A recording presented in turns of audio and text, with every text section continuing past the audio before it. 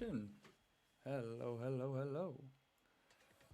And welcome, everybody, to an exciting night. Because I'm just going to jump right into it. The devs actually listened. They found a middle ground for the Season 2 changes. I was so happy this morning to see the announcement on Discord.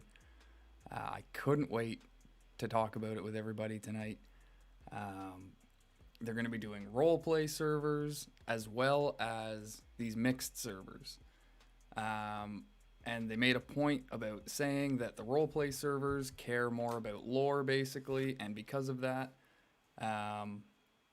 they're not going to be mixing good and evil commanders or units on those servers. They'll be normal servers, just like we're used to, good versus evil.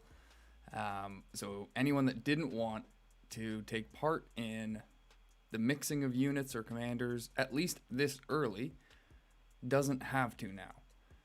But if you do want to check it out, if you still think it's an interesting idea and at least want to see it, you also have that option. From what I read on the announcement, it says that at the beginning of Season 2, players can freely choose whether they want to be on a roleplay or a mixed server.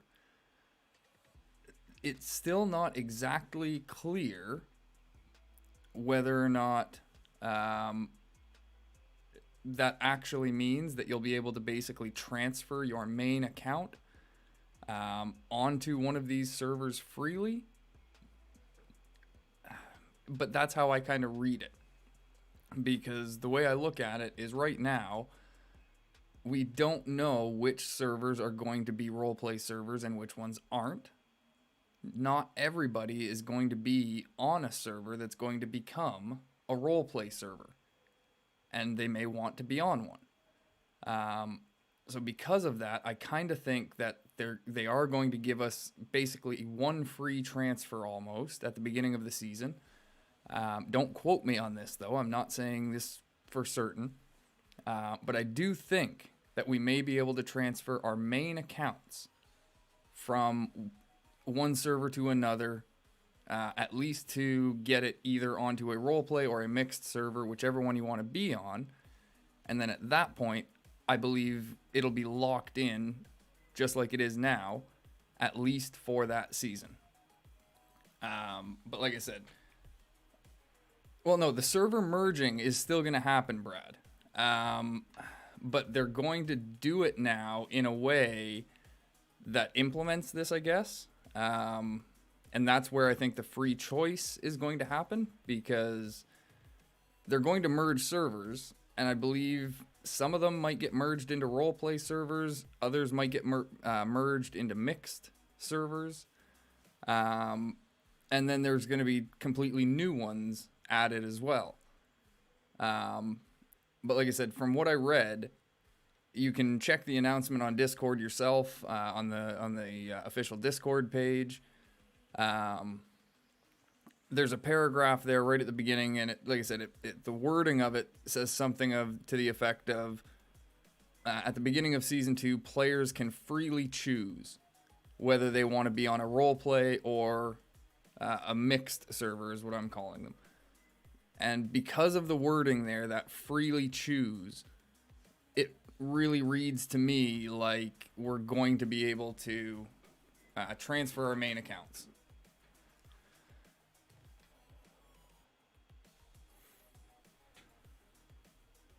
Well, and yeah, Ryan, that's the other thing. I don't exactly know if that's how they're going to do it now. If they're going to make two versions of the same server. That I feel like would be a lot more work than basically just continuing with the merger the way they want, making this slight change to the server code, and then just allowing that choice. I don't know. That is a big assumption on my part. I'm not sure which is more work, but it feels like duplicating all the servers to get a roleplay and a normal one. Or a roleplay and a mixed one, because I consider the roleplay one's the normal one. it feels like duplicating all the servers would be more work. And then you'd also have some servers that weren't populated very much, like would just basically be dead servers. You know, if everyone from server 1 wanted to be roleplay, well, then the mixed server would just kind of die.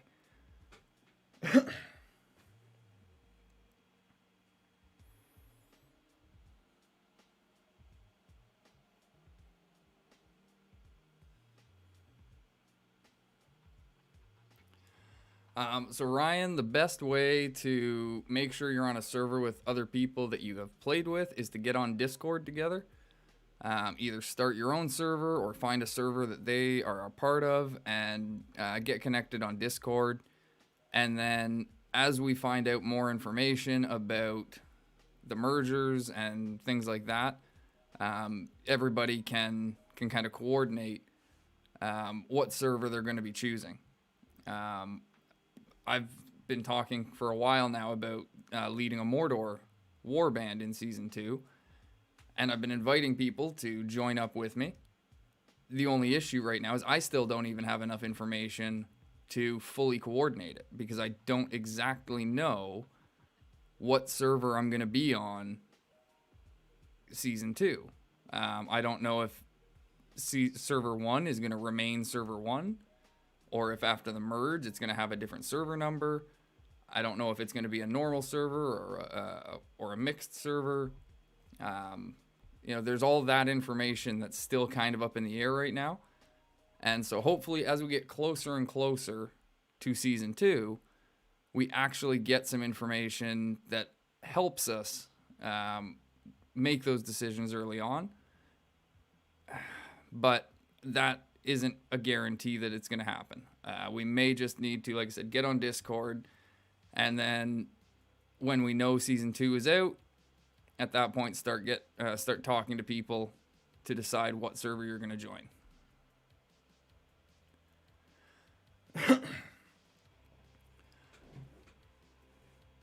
Yeah, Ryan, because I'm going to start an evil account. This is going to be my my main evil account, so I'll be starting from 0 on it.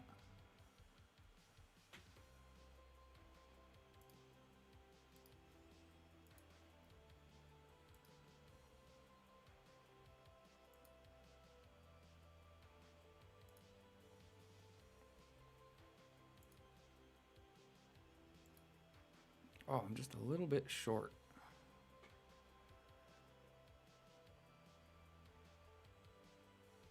Oh, I was thinking of your beta account. Yeah, I had the old Mordor beta account, but I haven't. I've got an evil account here, but I haven't put a whole lot of work into it or time into it, so it's not like it's going to be a big loss if I do just decide to start from scratch.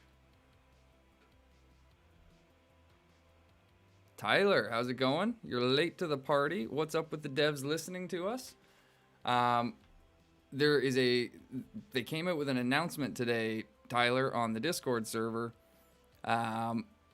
Season 2 is going to be split up into roleplay servers as well as these mixed servers. Anyone that didn't want to take part in the mixing of good and evil factions, good and evil commanders or units, just plays on a roleplay server, because they are not going to be mixing any units or commanders on the roleplay servers. They're going to play out just the same as the servers we're playing on now.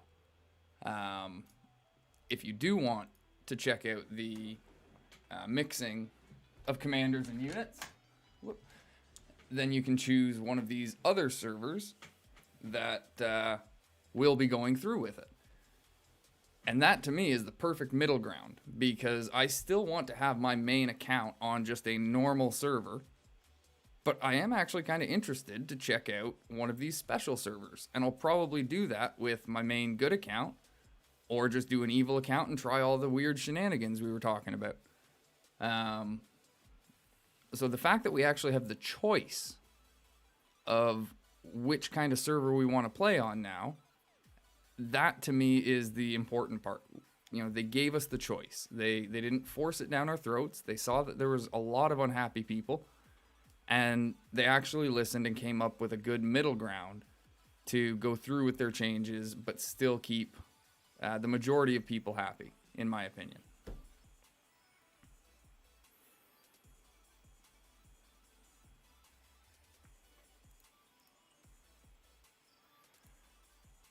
Yeah, oh, yeah. Haven't been spending this. Hello, Macron. How's it going tonight? I did see your hey up there, but was just in the middle of stuff. Shadow Catalyst, how's it going? So yeah, I'm probably gonna be repeating myself a few times tonight about these servers. But it is, it's important information. Not everybody is joining at the same time. So anyone that's been here since the beginning, you might get a little sick of hearing about Season 2 by the end of tonight. But we want to make sure everybody knows that Season 2 is exciting again. Like, I'm actually pumped up and excited and happy for the future of the game again. I was getting really, really worried there for a while.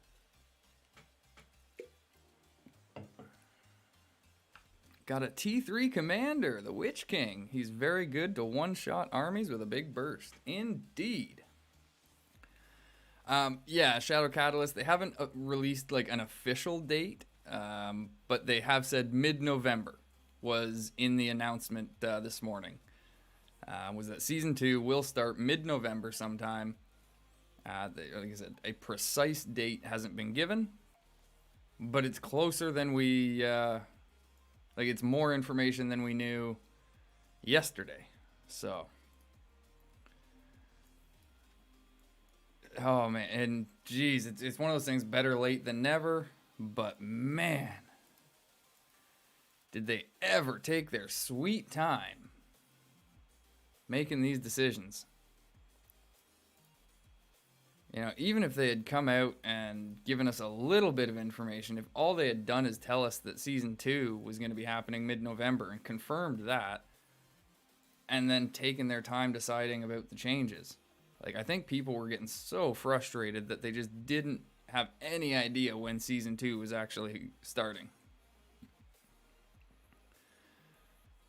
You are not prepared. Yeah, some Illid in there. A bad imitation, but You've rolled 200 plus Mathams and no T3. I feel you, Shadow. I spent way too many gems on Matham chests, and I still don't have like a T3 invitation. I've unlocked a few, but they were hard unlocks. Like I had to build up the gifts. What's the map like now? Rohan cleared the map yet? Oh, the dwarves actually came back. We had wiped them off the map. I think yesterday or the day before that I was checking. So they've taken back the Dale up here or whatever. Gondor's not looking too healthy. Isengard is also not looking very healthy. And the elves are split, as well as Mordor. Yeah. You should like the map, Macron. It's green, just like your name. The dwarves live again, indeed. I'm on 3K on each tier 3 commander. I wish it would just give me one item instead of all of them. Have you gone in and set your wish list, Ryan?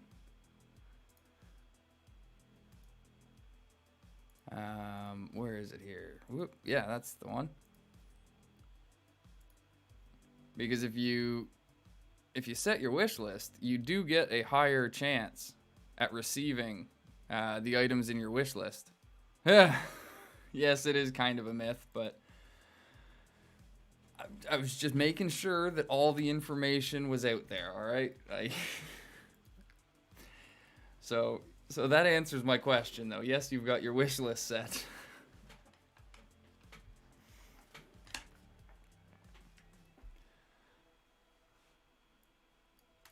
I do. It does seem like your wish list works for like a little bit, and then the closer you get to actually unlocking the commander, the less you see the item, regardless of it being in your wish list. Or you'll start seeing the other two.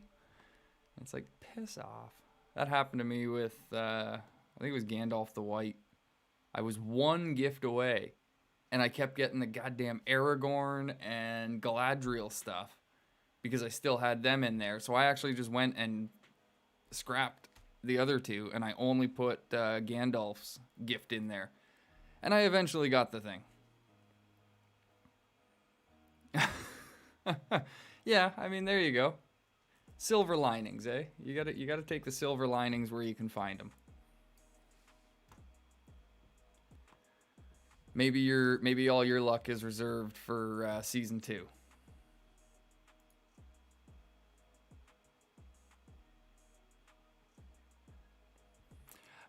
Something else that I want to talk with everybody about tonight, because I've been seeing like there's some debate on Discord now as to whether or not bow knights or master throwers are the better ranged unit, like for general use.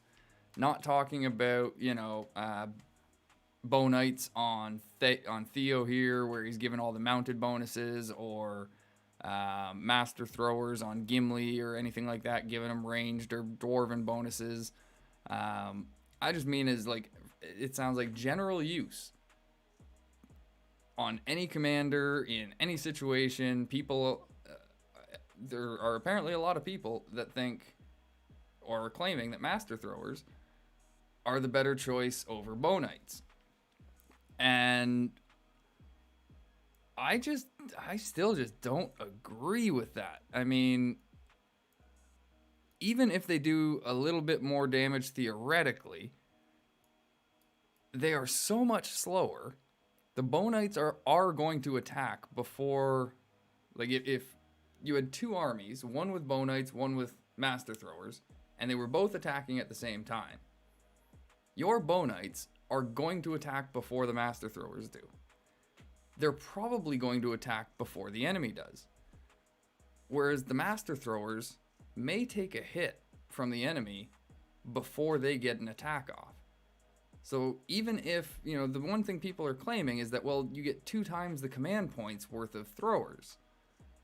And it's like, yeah, but their defense sucks, their HP sucks. And so if they do take a hit or two before they get to attack, that takes away from their damage potential.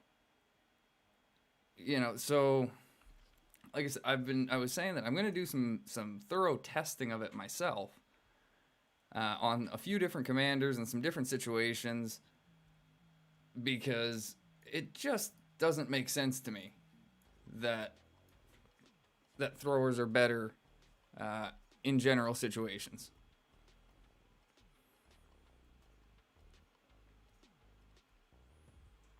No, I'm not saying throwers versus bow knights. I'm saying like one or the other.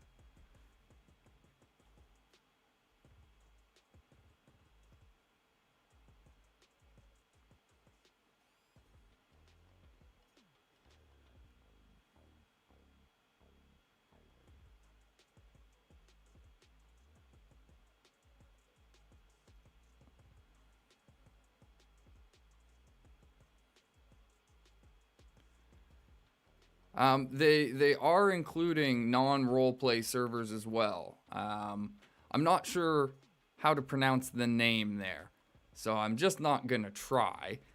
But yeah, there's gonna be roleplay servers that don't mix good and evil units or commanders, but then there will also be these mixed servers that are following through with the changes.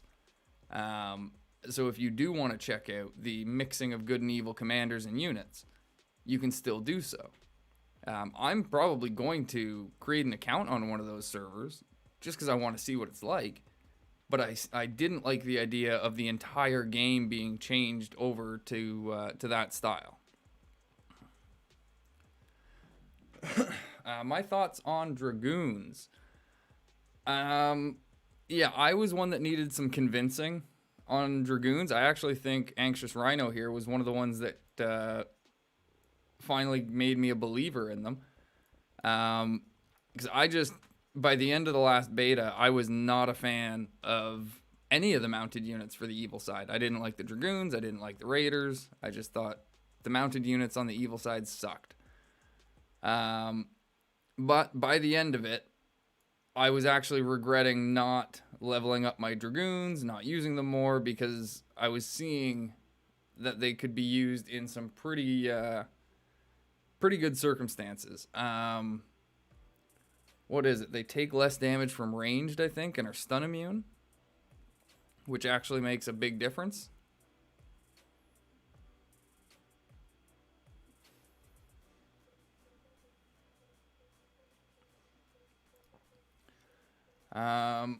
A Legolas build. So, one of the main weapons that I generally suggest for either Legolas or Haldir is the Elven Dirk. It gives might, focus, and speed, as well as speed to your elves. The ability here, I could actually go, like, I'd prefer a different one. But that one's fine for now. Like, what is... Yeah, like, there's ranged might. This would be a better one just to increase the damage of my ranged units. I haven't been focusing on Legolas, though, so I haven't been worrying too much about his gear. At least myself. Just trying to see. Yeah, like here would be a really good one. After the commander attacks against the enemy target, he's going to deal more physical damage.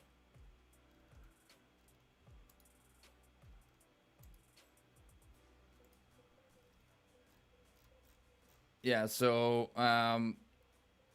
for weapons, an Elven Dirk with Pierce or Ranged Might, I think is the other one there, that the one that increases, yeah, Ranged Might. Those would be good choices.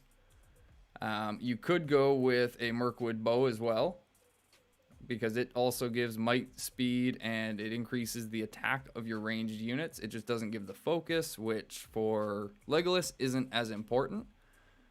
Yes, Mirkwood Bow with Pierce would be good. Because again, the focus is actually, it's more important on Haldir because of his poison damage. Legolas gets some poison damage too, but he cares more about his physical damage. So might and speed are going to be great for him. I've got those pieces of gear, but Scout's Mail would be a pretty good option. It's also going to give you might and speed bonuses. Quilted Armor will give you might, focus, and speed. Yeah, so those would probably be the ones I would look for, because you definitely want to be prioritizing might. But either of those would be good options for him. For helmets, as you can see, I've got the High Elf helmet, might, focus, and speed. Yeah, I don't actually have as many helmets to choose from. I've used a lot to refine. But the Horseman's helm would actually be pretty good, because again, might, speed, and it's going to give your mounted units, which would be your bow knights if you're using them, extra defense. Other than, yeah, from helmets that, you know, if you don't have one of those and you've got a full helm that just gives straight might, you can go ahead and use that. The Trapper's Hood would be okay. It would give you speed and your ranged units more attack, but you're not getting any might from it. So I would probably try and look for either a Horseman's Helm, ideally, or a full helm. For accessories, you can go with a Hithlane. Give yourself some might, focus, and HP, as well as a heal. Yeah, that would probably be, I think there are some fiddles that might be alright, but a Hithlane with Mend or Sustain is probably going to be what you want to go for your accessory. In terms of abilities, as you can see, this is what I've chosen to build my R3 Legolas with right now. Going with Greenleaf against the enemy unit with the lowest defense, 480% physical damage, and the next damage dealt by that target is going to be decreased by half. Attack Vitals, 200% physical damage, and a 50% chance of dealing an additional 200% damage. And Mirkwood Ambush, 350% physical or poison damage once. I then went into Elven Prince to gain even more physical damage, but I wanted dual blows. That's why I've actually activated these. So I've now got a 30% chance to attack twice each round, and I got 1 point into Heartseeker just to activate it against the enemy target with the lowest HP. Ideal 35.7% physical damage once. Grey Elf can be a really helpful tree to go into. All allies get a 15% chance of avoiding damage. You get an extra boost to your speed there. Reduce the damage received by your ranged units by 14% at max. And increase the damage dealt by your ranged units by 21% at max. So you, if you focus on those three trees, he can put out a ton of damage between him and his units. You go with something like Sentinels, Bow Knights, and then some sort of frontline unit to keep them alive. And yeah, you're going to see a ton of damage from Legolas.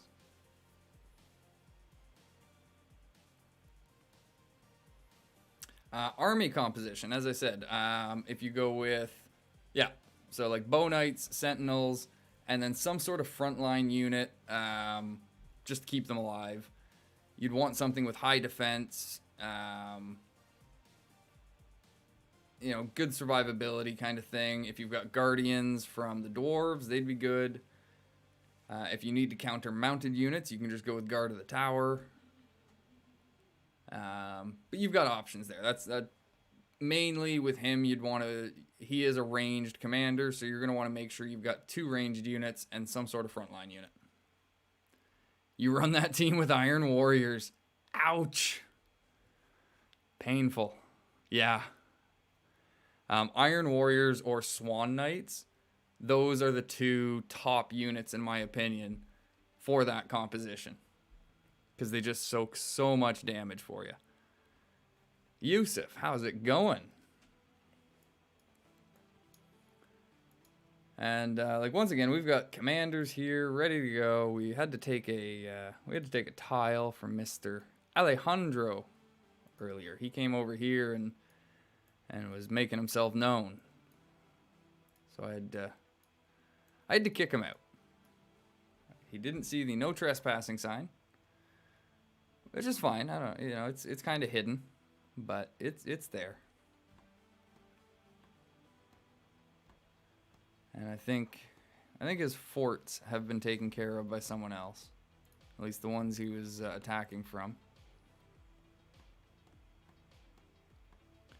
But yeah, okay. So I want to see if I can try testing out any of this Bow Knight stuff and Master Thrower stuff.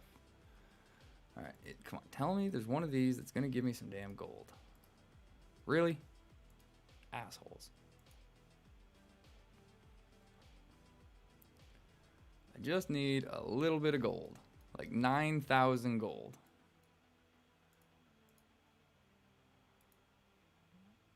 Gotta wait an hour and a half. Sweet Jeebus. How do you rate Rohan to Gondor?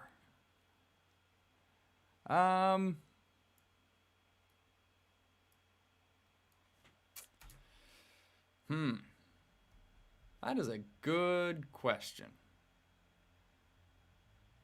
Basically, at that point, you're comparing Marshals to Swan Knights.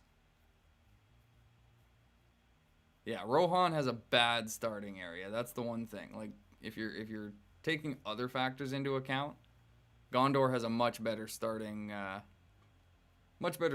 position than Rohan does.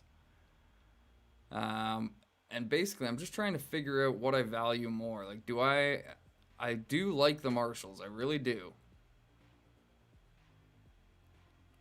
But I'm just trying to. I don't think I actually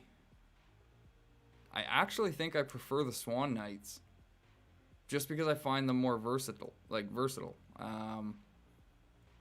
The fact that they soak damage as opposed to being a damaging unit themselves, I find it allows more flexibility in the other units. Yeah, I don't know.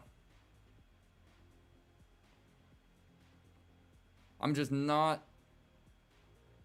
I don't find my marshals as crucial as the Swan Knights were.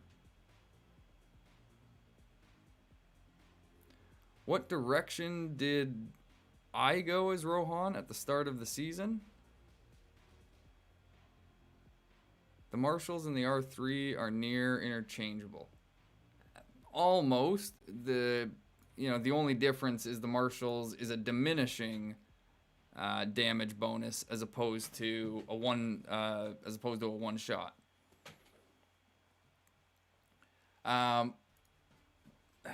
Yeah, what direction did we go as Rohan? That's because that's a tough question. Personally, I went this way. I started here, and I just started coming north myself. But everybody went everywhere. Like, we had some people that came down and fought Isengard. There were some people that started pushing over this way. There was other people pushing up this way. There was other people pushing down this way. We just had so many people in Rohan that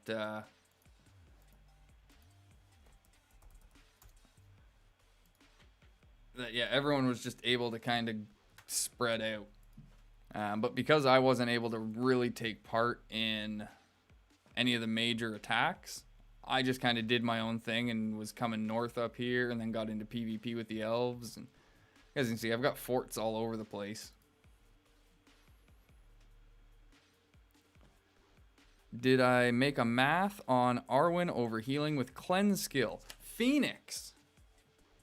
Is that you, Phoenix? I haven't yet, but I do intend to.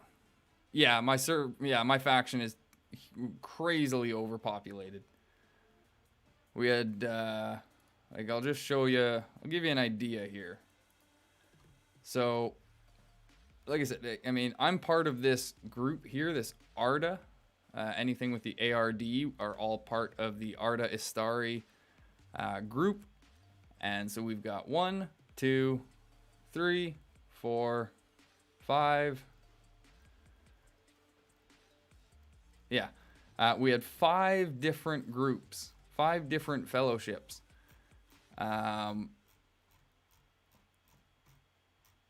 All doing different things at the beginning of the server.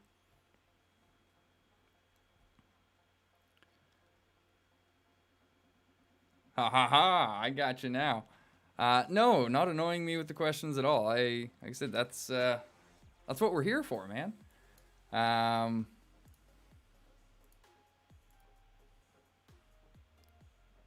displeased with my free Matham draw. Let's try not to spend $50.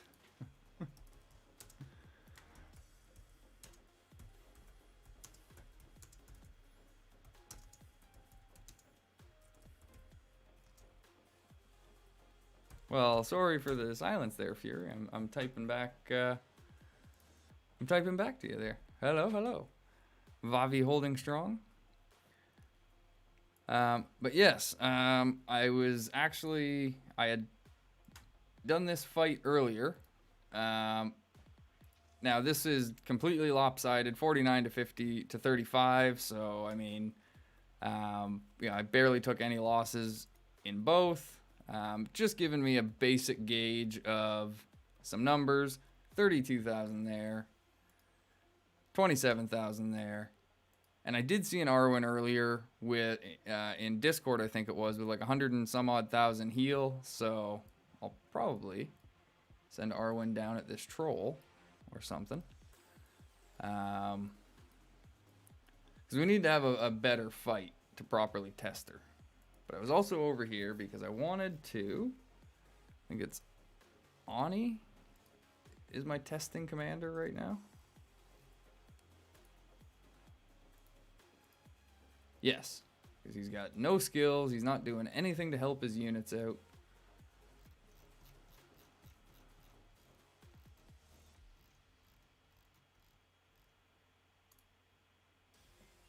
So,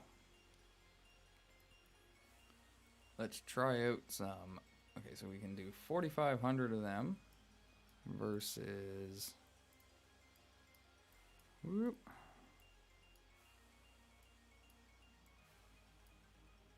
Oh shit, I'd have to take them off somebody else. Alright.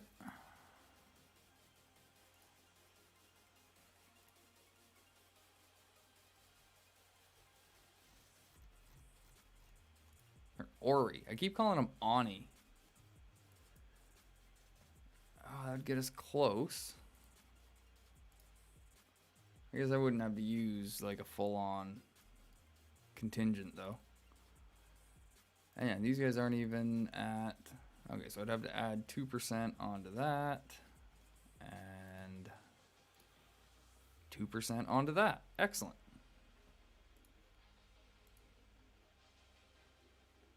Okay.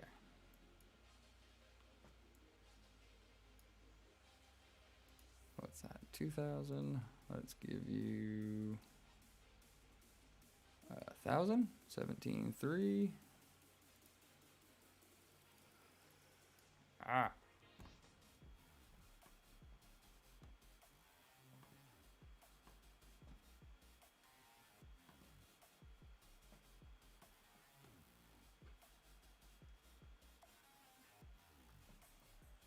Yeah, no, I know I can put both of them on a commander, but I don't want to do that. I want to test them individually. I don't want anything else influencing the numbers.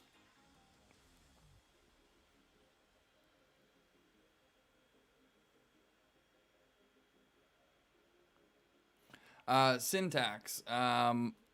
That's the way I do read it, is that because of the way they say that players will be able to freely choose whether they want to be on a role play or a mixed server, it sounds to me like we are going to have the option of transferring our main account to one of the two styles of server. I think we'll be locked in at that point until, at least for that season. But I do think that we're going to get at least one option to switch.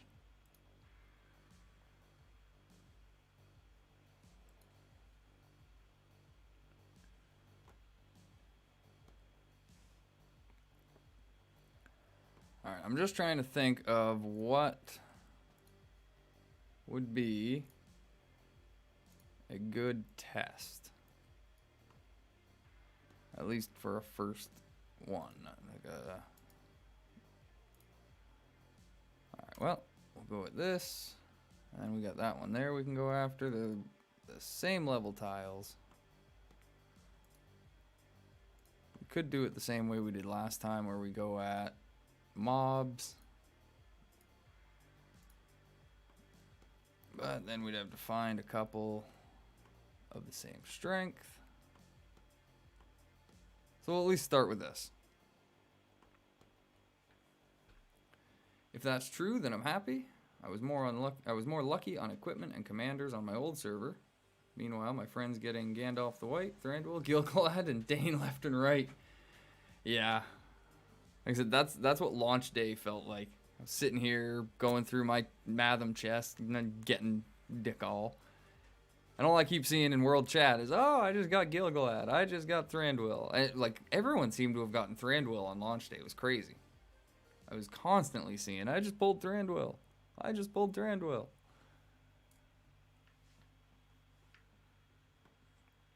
So I'm just hoping my Matham luck is reserved for Season 2 as well.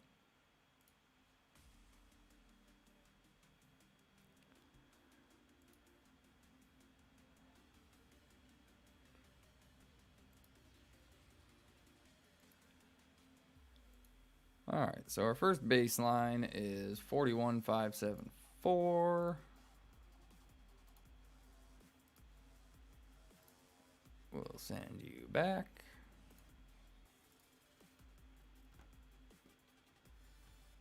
We'll send somebody over here. Hey, Owen, you're not doing anything. Go do something.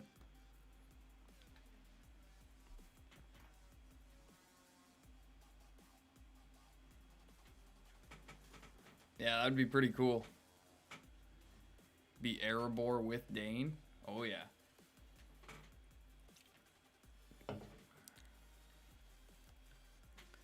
Andreas Bachos, how's it going? Oh, I was so happy to see it myself. Indeed. We can do great things together. Like, I thank everybody for the support they showed for the Stop the Change movement, getting your own voices out there, liking the posts, you know, taking part in the streams. Like you said, Andreas, we did it together, you know. I don't consider myself a leader in the community, but you know, hey, I don't know if I did have a major influence on this, then I'm really happy. You know, it was just a thing that I had to get my thoughts out there and like you said, try and bring attention to it because I knew there were so many unhappy people. So the way I look at it, like you said, we all did it together. This was, if it had just been me, nothing would have happened. It's because so many other people were feeling the same and voicing their opinions and just letting the devs know that we were unhappy. Woo!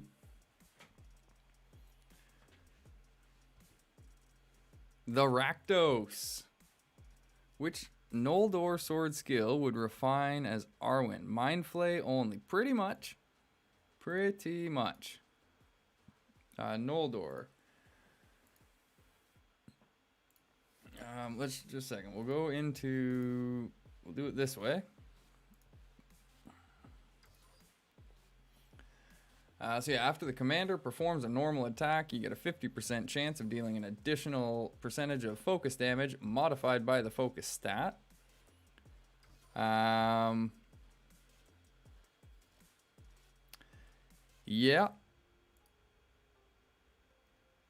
Yeah, that would definitely be the best one for Arwen, is Mind Split. Because you're going to be increasing her focus anyway, and so getting another 160% focus damage modified by your focus stat every time, or like a 50% chance every time they perform a normal attack, that's going to be pretty good. That is going to be pretty good. I just heard a buzzing. Free Ride Friday. What the hell? You ride? Telling me, but would be sick to do an Erebor run with all of the dwarf commanders. So you'd have Dwalin, Ori, Balin, Gimli, and Dane? I think there's only 5. You don't generally main more than 5 commanders, though, so... Yeah, you can probably do it. It would be pretty sick. Yeah, like you said, just from a roleplay side of things. And like I said, I mean, it's not... Yeah, like I said, Dwalin, Balin, Ori, Gimli, and Dane. As far as I know, those are all 5 of the Dwarven commanders. But like I said, how often are you really sending more than 5 commanders, you know, onto the field at one time?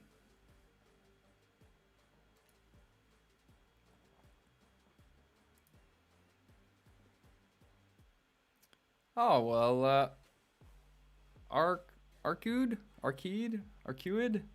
I'm not sure how to pronounce it, but thanks for being here. Just don't cross the streams. Good old Ghostbusters reference there.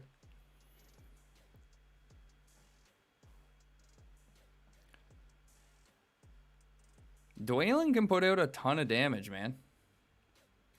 You run him with the experienced warrior tree and the Durin's blood tree. He can do upwards of 200,000 damage, commander damage, easily. All right, let's see what 1,000 master throwers do. Oh my god. Like, I'm not even going to be able to solo this. I'm sorry, but that's kind of definitive right there. How much more definitive can you get? I don't even think I need to test this anymore. I can yeah, I used 1,000 bonites. And I was able to solo a level 7.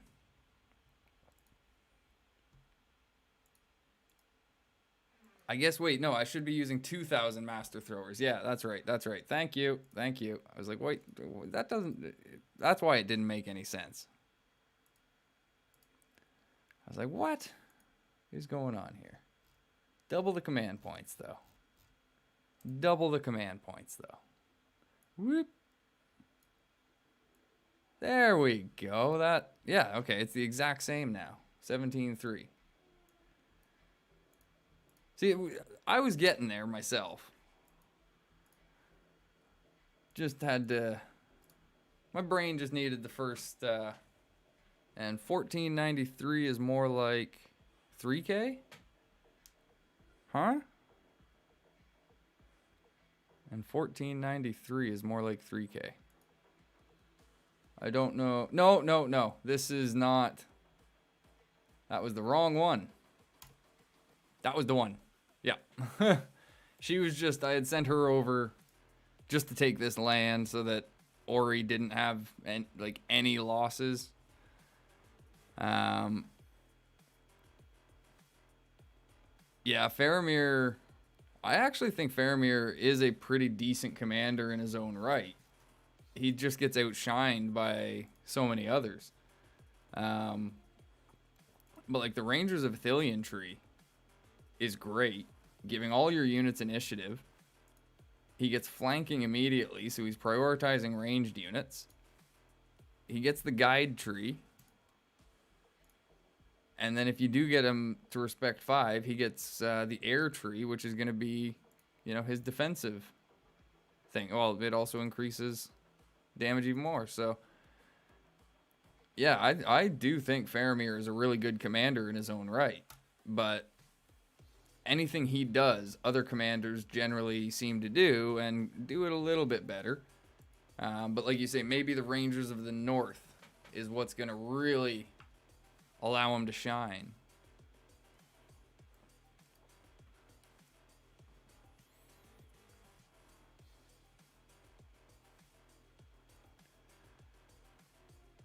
Alrighty.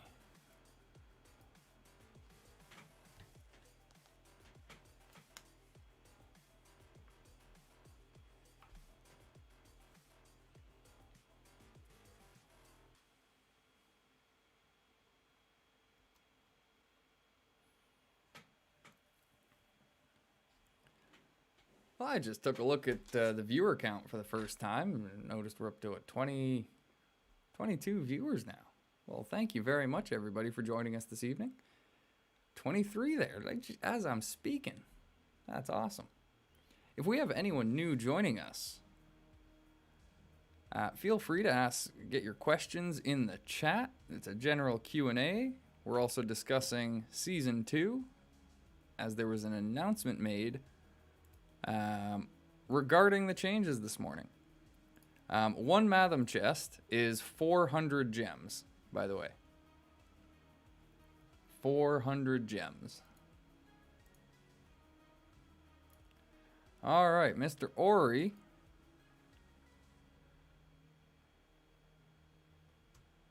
Oh, come on. All right, well, like really, I just had to face trolls on this one. Because that throws off the goddamn numbers a little bit. Like, just by a little bit. It's only 5%. But that 5% makes a difference. For fuck's sake.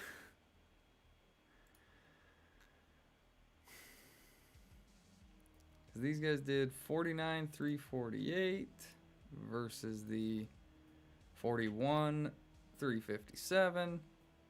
But that's against trolls, and that makes sense.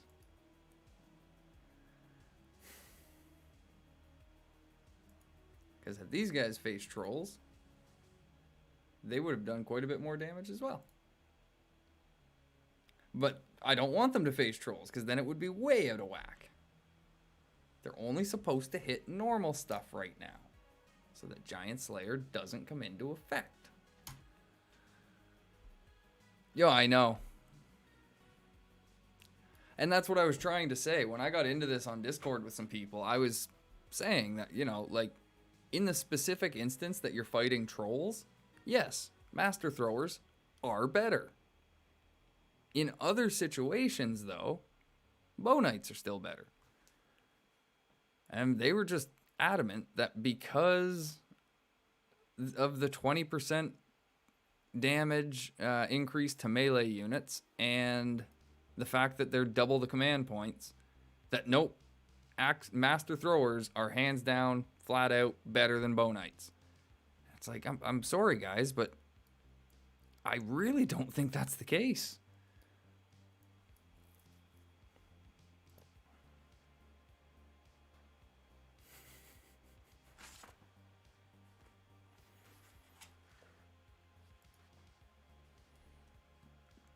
They're not quite as common in PvP, though. They're, you know, they can be fairly common in PvE. But in PvP, you know, you're only really going to face trolls if you're going heavy against Mordor, for sure. But then once they see that you're running Master Throwers, they're probably going to switch them out. Hello, Jack Chin.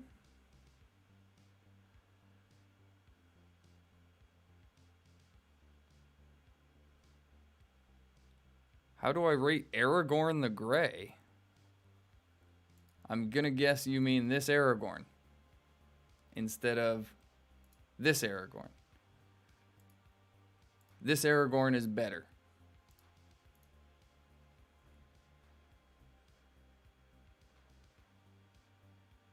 In G versus G? Oh, Gimli versus Gimli? Is that what that is?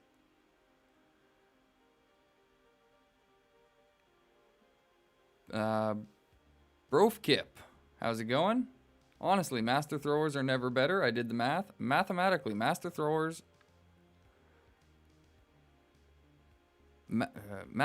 Mathematically, Master Throwers are always better, but they die in such large amounts, they're just simply worse also versus trolls. Really? Because, like, that was some very extensive testing that was done near the end of the last beta. Was people specifically testing whether Master Throwers or Bow Knights were better against trolls. And the consensus was that Master Throwers were better against trolls. If you've got the math in like a spreadsheet or in something that you could send to me, I would absolutely love a copy of it just to even go over it myself. Get some Lake Town masturbators. Indeed. You gotta master your... master your joystick as a fisherman masters bait, in the words of Gimpy. Oh, Reddington. You're here as well, eh? Well, thank you for joining. Which factions T4 units are good and which are bad? Trying to figure out who to play next season. I I'm not a huge fan of Linden's T4. I think the normal March Wardens are much better than Linden's version of them. How's it going? I've never been sure how to pronounce it, if it's like Adair, Ader, but how's it going?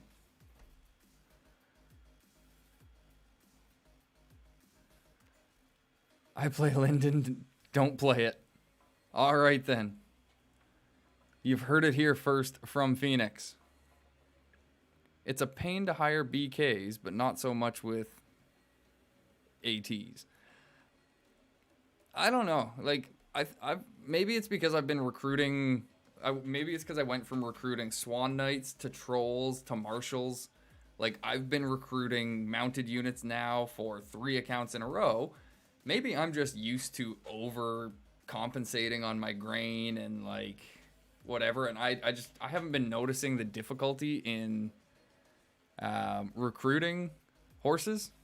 It's just like, sure, they cost a little bit more, but they're worth it. I value speed so much now, to be perfectly honest. It's going to be so hard for me to go back to playing a dwarf at some point.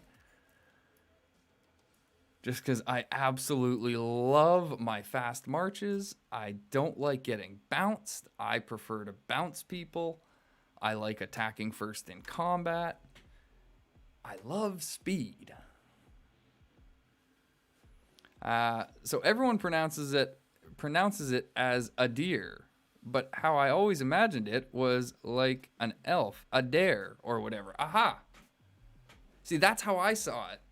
Because whenever I see the AE thing, I hear like, the Aether type stuff.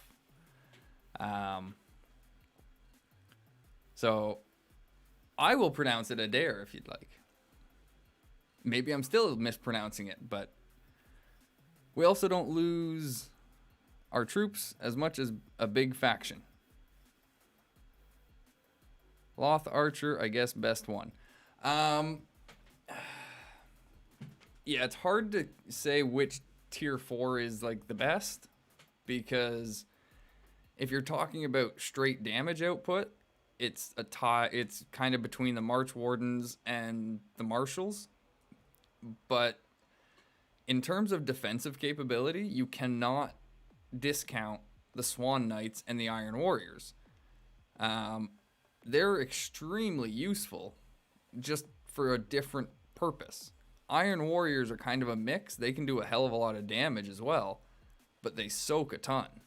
Whereas Swan Knights, they just don't really do any damage, but they soak all the damage for 3 rounds.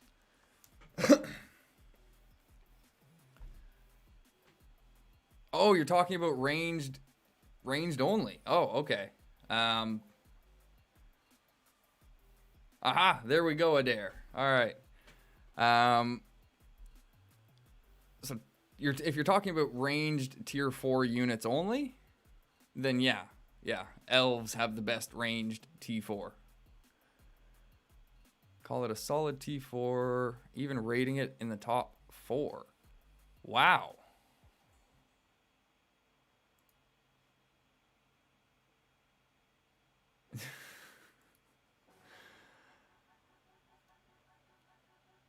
Yeah, exactly. There's not a whole lot of options for ranged tier 4 units. There's, the Rangers in the North now, the new March Wardens, and the old March Wardens. As far as I know, those are the only 3 ranged options. At AjMcGamer, gotta say, never watched your stream before. Never knew what I was missing either. Well, there you go, Adair. It's always good to have new people joining, and we try and make it a fun, entertaining, engaging experience. I started this whole thing like before. I started this trying to be like a more professional kind of with it stream. But I've come to realize that as I've gotten into my comfort zone, just kind of going with the flow, and I still organize stuff to an extent, but I'm not worrying as much about being like super professional about everything anymore. And it seems to provide a bit more casual and entertaining experience. Sometimes it leads to me having to turn around and screw with lights. As you can see, the lights tonight are not working. Nope. Nope, those batteries are dead. All right, so we got like a half lit blue screen tonight. That's, you know, lights are on my list of upgrades, but that friggin' Elgato key light, that thing's like $250. It's like, whoa. Definitely seems like it'll get the job done though. You'd say Eisen is the best evil T4. Yeah, it's a little bit hard to argue with the damage output of Snagathrax. Those things are insane.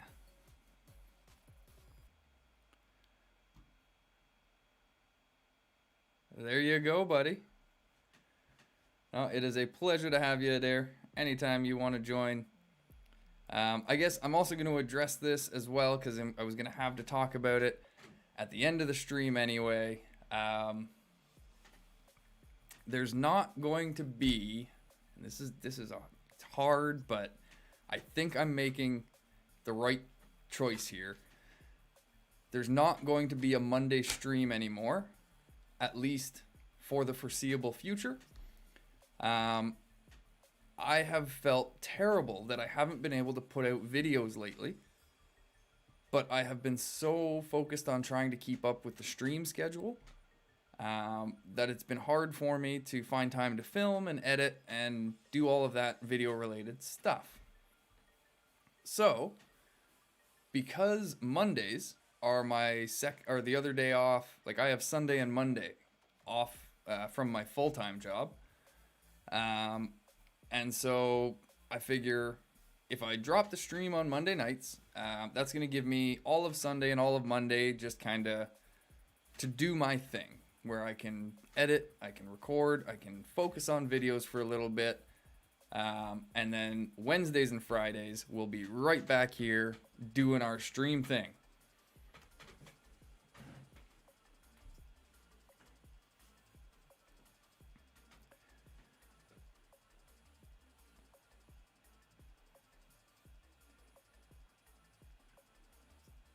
I don't see... Imagine Snagas with mixed servers.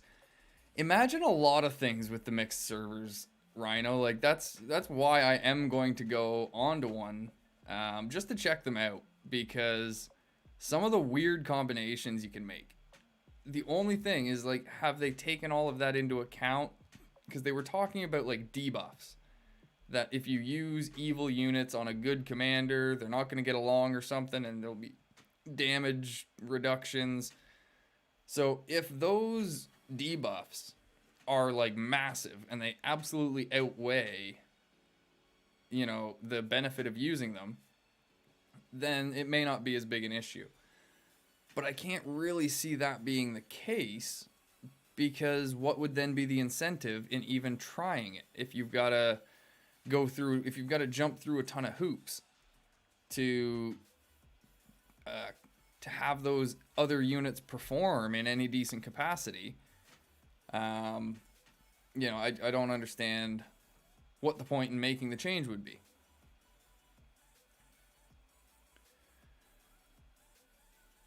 I heard Karun is great with the Fallen.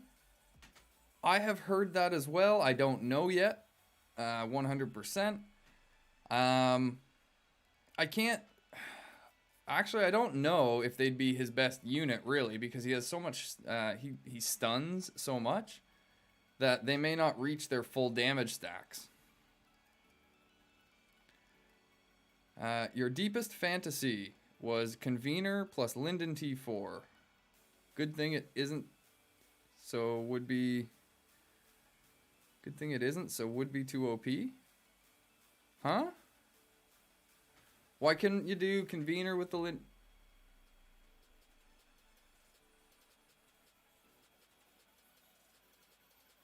Why can't you do Convener with the Linden tier 4? Oh god, the wargs are so bad.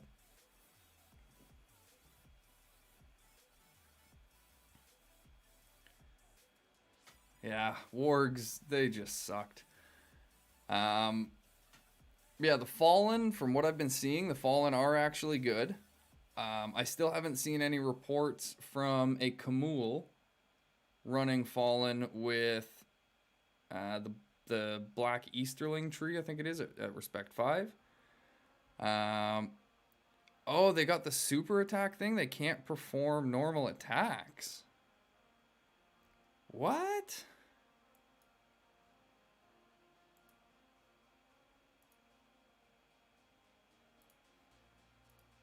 Like, that's got me so baffled. I've got to go take a look at them now. They can't perform normal attacks? Hey, there's Reddington. How's it going? And by the way, this is another one of those times where I think I'm seeing all YouTube chat come in. So just a heads up to anyone watching on Twitch, I do have the multi-stream chat up and running. So I can still see and interact with Twitch chat as well as YouTube chat while this is going on. So if there are any questions or comments from Twitch, feel free to chime in. I need to remember where I was with everything. I think this is the account that I was on Arnor. So that should allow me to look at the Linden T4. But yeah, the super attack thing.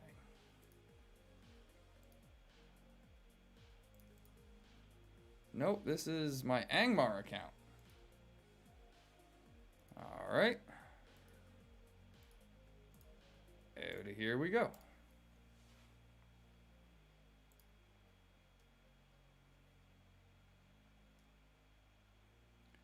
Because like the super attack thing, is it like a counter attack? Theo with Fallen, Dragoon, and Marshals. Yeah. Yeah, like and Rhino, apparently Mummakill are mounted units. Imagine Theo with Mummakill.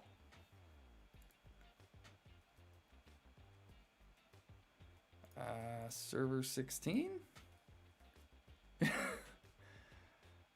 Are you saying no as in you don't want to imagine it? Because I don't either. But no, this is a normal server as well. So, crap. Making me do the stuff. Arnor is way different from Linden. Arnor got reduced damage taken, but Linden got like 200% damage and attacks 2 targets or something like that, but can only attack every other round. They must have got a change then, because like I don't remember that being their ability when I first looked at them.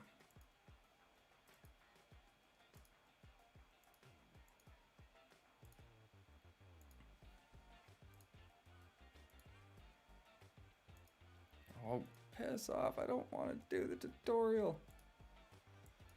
Yeah, I know. I know all this. Alright, that's it. The suggestion's going in at some point. A skip tutorial button. I am sick. Yeah. See, we like on the same page. Oh my god. I know this. I know what to do, game. If I ever download again, I won't be able to do it. Yeah. Ugh. It does get really old playing through this beginning part over and over and over again. Like, luckily they shortened it. But still. Just annoying. Shut up. I don't even care. I'm just tactician this time. Wait, what? What was that? Wait a minute. Like, wait a tick here. Faramir told me something new. Honestly, I do not believe you understand how to outfit an army. The pain of a content creator.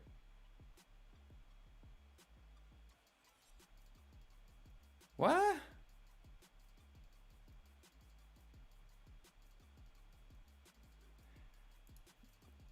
Yeah, that's the part that I was just coming into here, was the there was something about a name change? You can change your name once per season. What? When the hell did this come in? Did anybody see this as part of an update? And I'm sorry, Adair. I take a little bit of, like, I'm kind of partial to what you say there. You don't believe I understand how to outfit an army.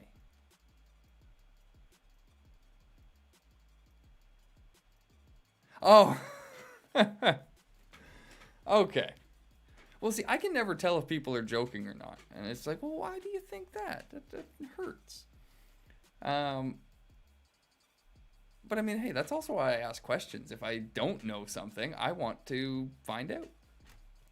But yeah, you can change your name once per season now. So if you come into your settings cog, you'll see a little piece of paper with a pen beside your name. You click on that and you can change your name once per season for free. Like, bleh. That's my name now. Cool. When the hell did that come in? They really need to announce stuff like that. You don't have it? Are you on a special server?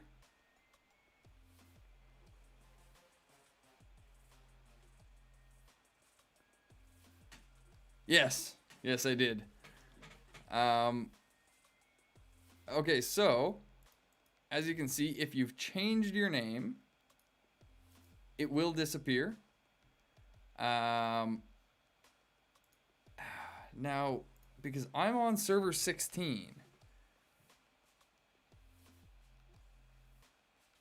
I don't know if maybe it hasn't gotten, if they haven't made this change to special servers. So if you're playing on a special server, then I don't know if this change, but I mean, you all just saw it. I mean, it was there. I did the thing. I mean, I want to go check my main account now to see if I've got it there, because who knows, maybe I don't have it there. Hey, how's it going, Eju? Yeah, I had started a Dwarven account over there at one point. I think just to, because I was going to join Gondor with all of you guys. King wanted me to come over there. But Gondor was full, so I chose Dwarf and just decided, yeah, I got too many other things going on. I couldn't go through with the Dwarf at this time. Okay, yeah, and as you guys can see here, my main account, I don't have the name change thing. So, Ijubu, since we've got you here, did you hear anything? Because I was just on server 16 there with my dwarf, and I chose the tactician name, and then was able to change my name. And it said in the thing, you can now change your name once per season. Have you heard anything official about a name change feature? Because I don't remember reading it in any of the updates. And because it doesn't seem to be game wide yet, I don't know. I'm just a little confused.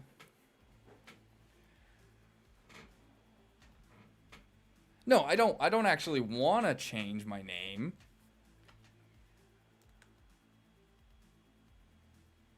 Yeah, no, I don't actually want to change my name. I was just checking to see if it was here. So then, Fabio, okay, you say you can always change your name after the tutorial. I'm wondering then if that's only the case if you stick with tactician, whatever the numbers are, Like if you keep that default name that they give you, I'm wondering if, because that's what I did. With that dwarf there, I just kept the tactician name that they gave me, and then that option was there to rename myself. So that's maybe what I'm thinking they've done then, is that if you are clicking through your tutorial really quick and you just happen to keep the tactician name, they've at least provided people now with an opportunity to rename themselves. Yeah, like you said, that makes sense to me. So, also on the side, when I imagined you, I thought just as gorgeous, but with less mustache. I usually do have less mustache, to be honest. I haven't shaved in like a week. So, yeah. It's like I still usually have it. It's just usually really short. But yeah, if I decide not to shave, this is what I look like after 3 or 4 days. Because when you do it, it says you can't change name again. Yes, okay. How do I react to someone on YouTube? I suck. What? No, you don't.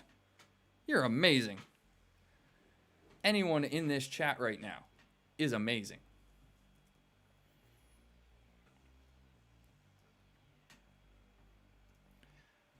All right. Oh, Jesus, look at me. I wasn't even paying attention to the time. Because I need to get stuff ready for my evil tier 1 commander tier list. But I don't know how to react to a message. I don't know if you can react to a message on YouTube, can you? Like in YouTube chat? I don't know if YouTube's gotten there yet. Is there hope now for Rise to War? Oh, yes, there is, Zuazi. Yes, there is. The devs did listen. That's why I threw that up there in all caps for anyone that has been involved in this over the last little while.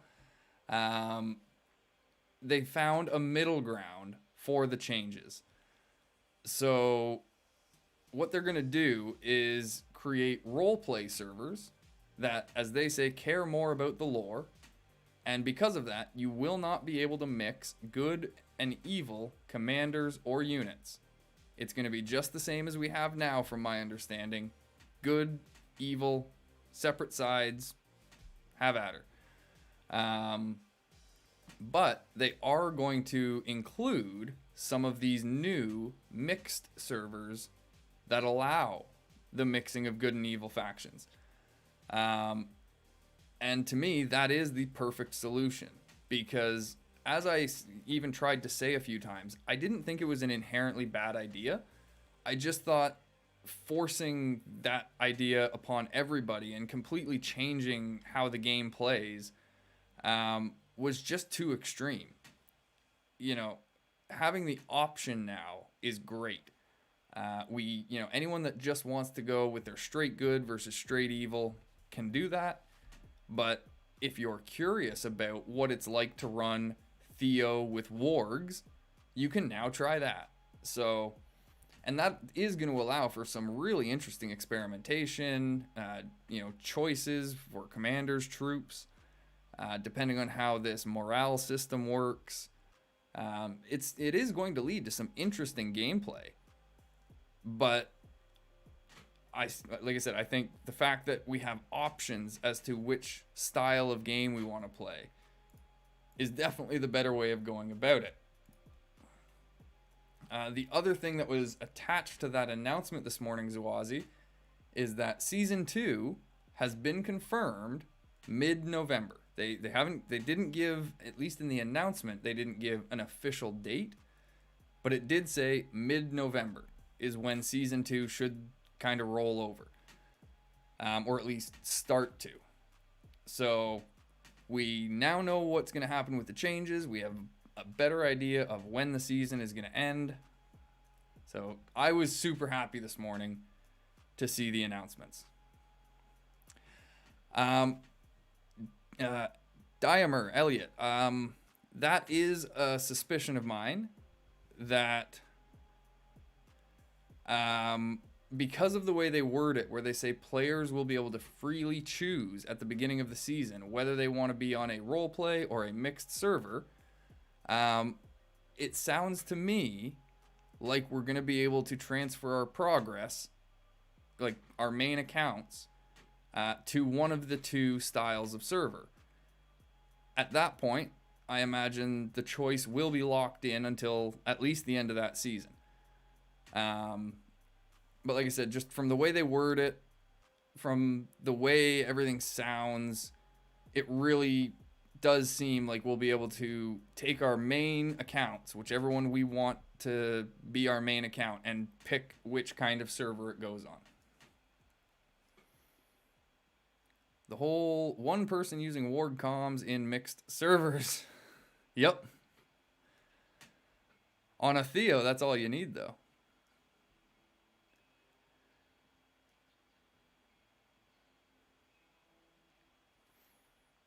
Is it too much to ask for some tips on taking Eagle camps? What commander, level, and army to attack? Shadow Catalyst.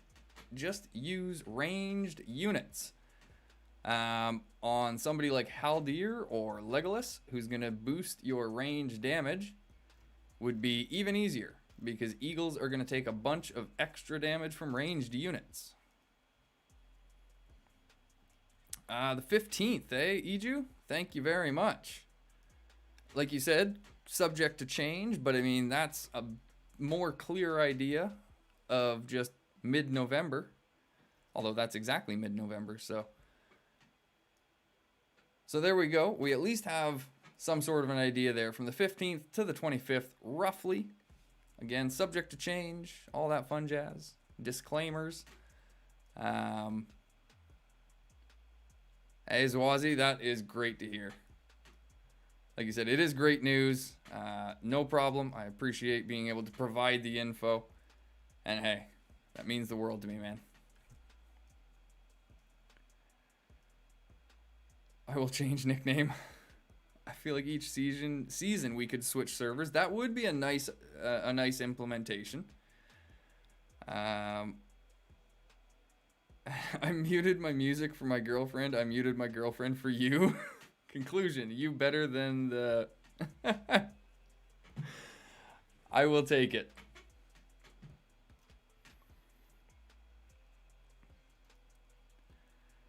With their plans on server styles clear now, I'm hoping they focus more on commander and unit balance next. Yeah, I do too. Just pathing around the map to kill time. Exactly, Iju. Like, I've been trying to basically just do like 1v1 PvP against elves whenever I can, just to have some fun. I was hassling them at their tree here for a while when they were trying to take it back, just being a nuisance. I started an account on server 354. Actually, that's what I need to be doing now. Switch over to that account.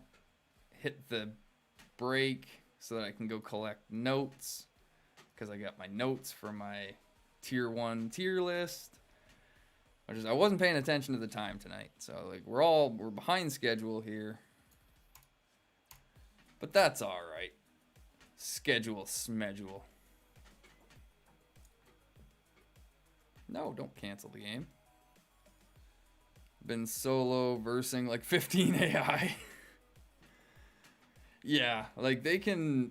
The AI.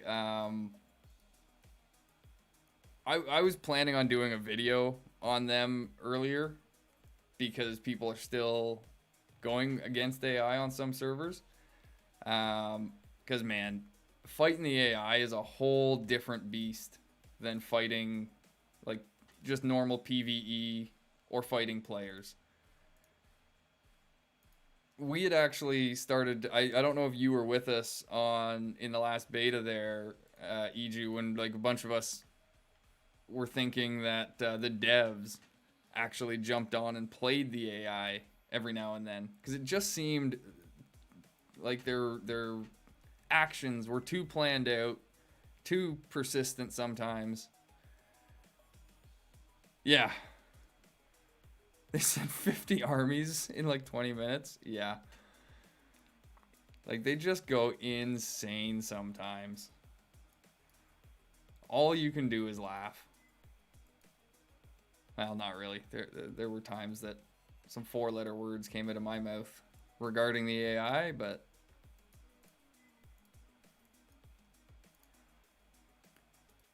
it's just relentless.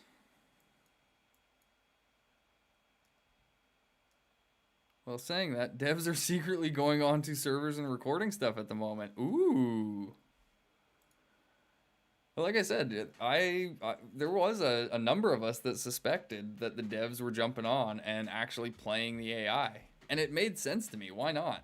You know, just tell them, like, sure, if you want to go play on your break, then jump on, play as Rune or whoever, like Angmar or whatever the AI factions are at the time.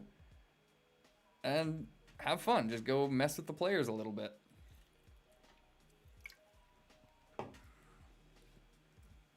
Like I said, I wouldn't put it out of the realm of possibility at all. Yeah, like you said, 1 second, balls to the wall, and then all of a sudden, just nothing for hours. when the AI takes DG and wins the season, that would be amazing. That would be hilarious. But as I said, everybody, I am going to queue up that BRB screen on, what was it there, Wednesday. You learned about your local spies and what actually makes up a local spy. Tonight, we can find out what makes up an internal spy, at least in terms of Mr. Sun Tzu's opinion. So yeah, internal spies tonight. I think it's double spies next Wednesday. And what was it? There's an interesting fact about naps for anyone that likes their naps. So we will be right back in just a few moments, and we'll be getting to the evil tier 1 commanders tier list. Transition. Whoops, I already hit the transition.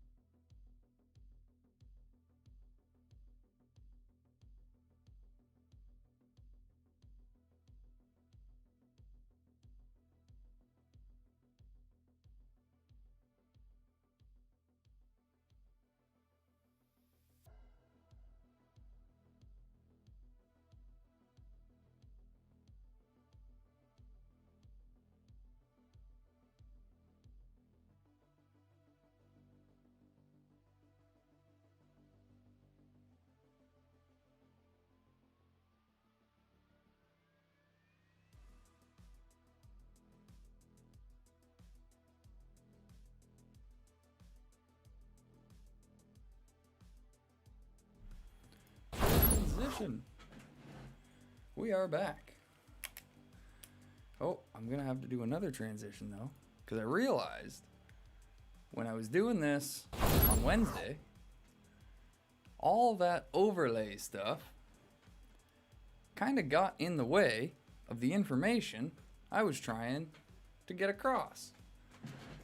And I mean, for all of the people here that watched it live, it probably wasn't as big an issue, but when I was doing the Twitch highlight thing, it did seem like the overlay stuff and the chat and everything was just crowding up the screen a little bit.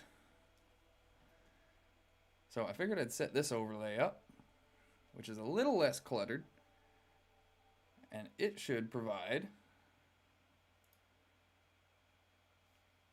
a bit better visuals. Now what is going on? Because of course there's always something. I gotta do the thing with the thing here. There we go. Alright, we got the thing back. Whoa.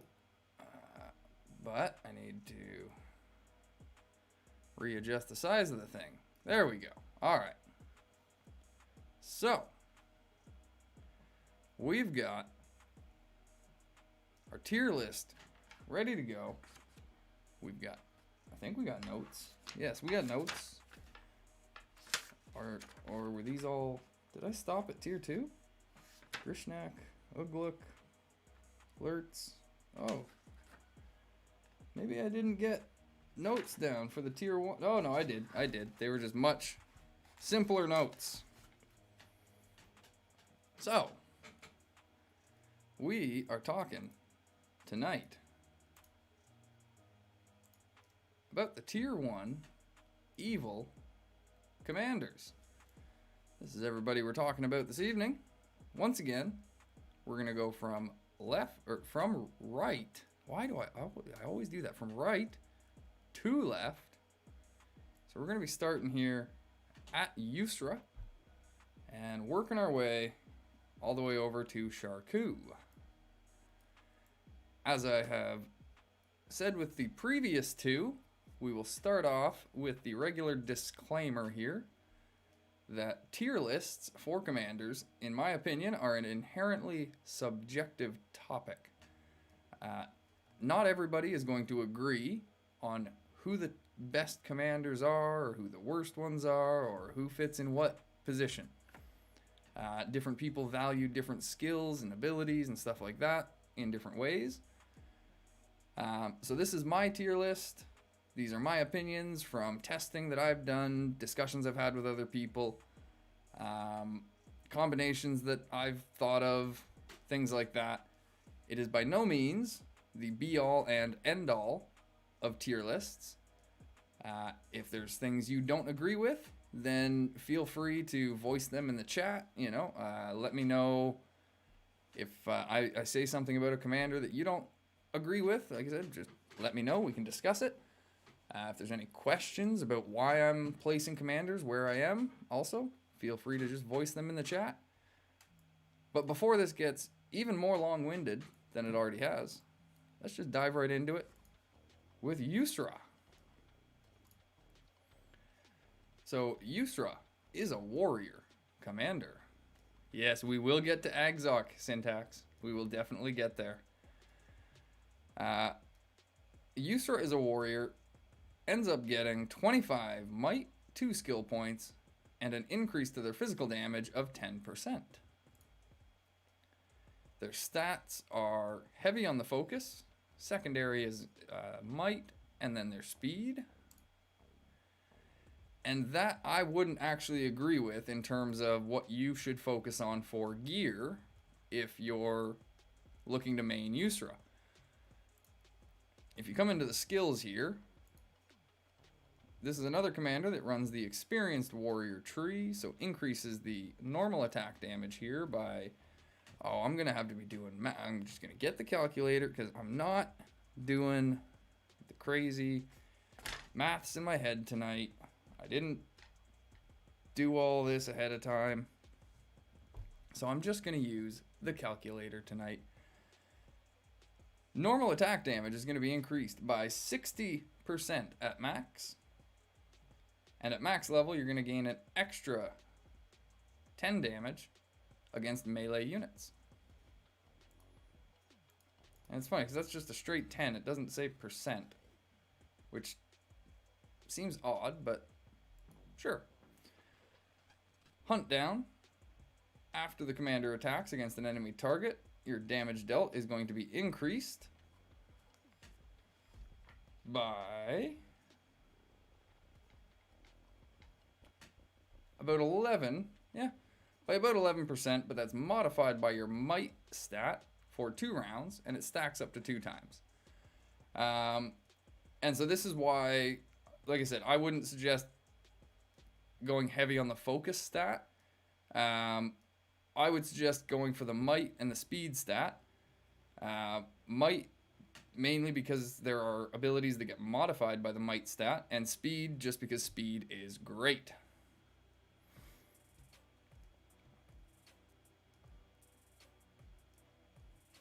Well, thank you very much, Adair. I appreciate that. And that's one of the whole points, man. Me learning the hard way so other people don't have to. That was one of the big motivations for starting this whole channel in the first place. Was I did learn a lot of things the hard way, and it sucked. And I didn't want other people to go through all that same pain. So collaboration is a great skill. For the commander themselves, normal attacks cause an additional 17.8, and that translates to about 100%, I think. 17.8 times, whoa, not 117.8, that would be way too much. 125% physical damage. So yeah, your normal attacks will cause an additional 125% normal or physical damage. And your normal attacks are already dealing an extra 60% damage from your experienced warrior skill. So these two alone are going to end up putting out a lot of damage, and then you get your hunt down on top of it. Once you get into Respect 3, you can take the Easterling tree, which is usually found down here on these commanders, but she's got the tip option. But at Respect 3, you can get Easterling, so your normal attacks are going to cause the enemy stats to be reduced by, that's what, 25%? I think that's 25% at max. 1.3 times 15, 20. Because it's 19.5, they generally seem to round those things up. So normal attacks are going to cause enemy stats to decrease by 20% for 1 round. And if people are still unclear on that, that means that it's going to decrease their might, their speed, and their focus by 20% for 1 round. At least that's how I've always read it. If there are people that have done more thorough testing on this skill and have found that it affects more than just the might, speed, and focus, please let me know so that I can be sure I'm giving out the right information. But as far as I know, this does only reduce their might, speed, and focus. Yes, Rainbow Pit, this is the T1 Commanders tier list. And Parker, no, I have not heard any official, I have heard rumors about Thorin. Actually, I think Thorin's the only one I've heard a major rumor on. But it's just something that I've heard people talk about. I don't even know if it was a rumor that he is being added or just someone that people would like to see added. But Thorin is a name I've seen pop up. Other than that, I haven't heard anything worth talking about, really. Trash max level bonus unless it's a typo. What is? This?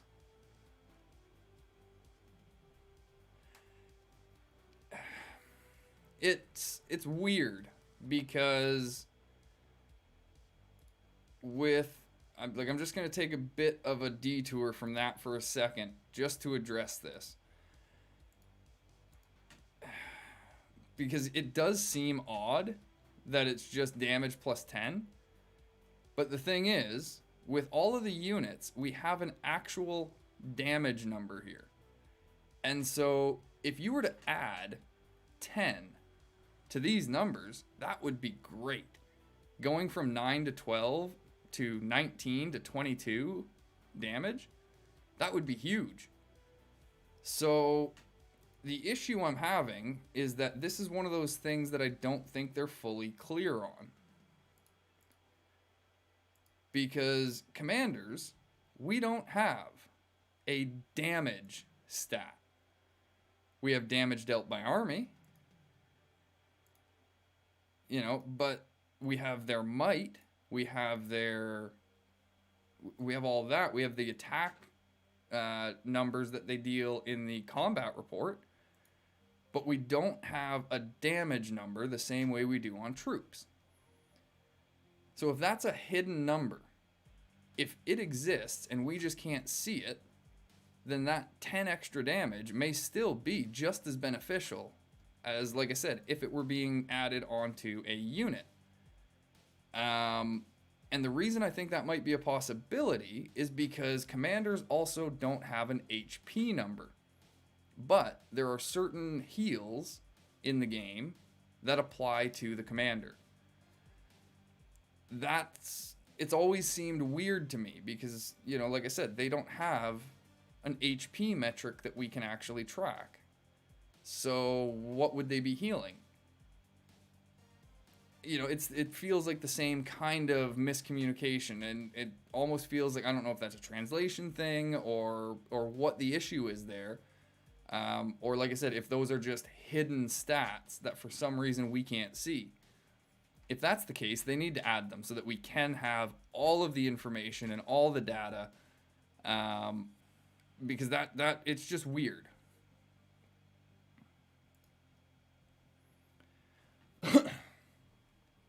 Azog the Defiler.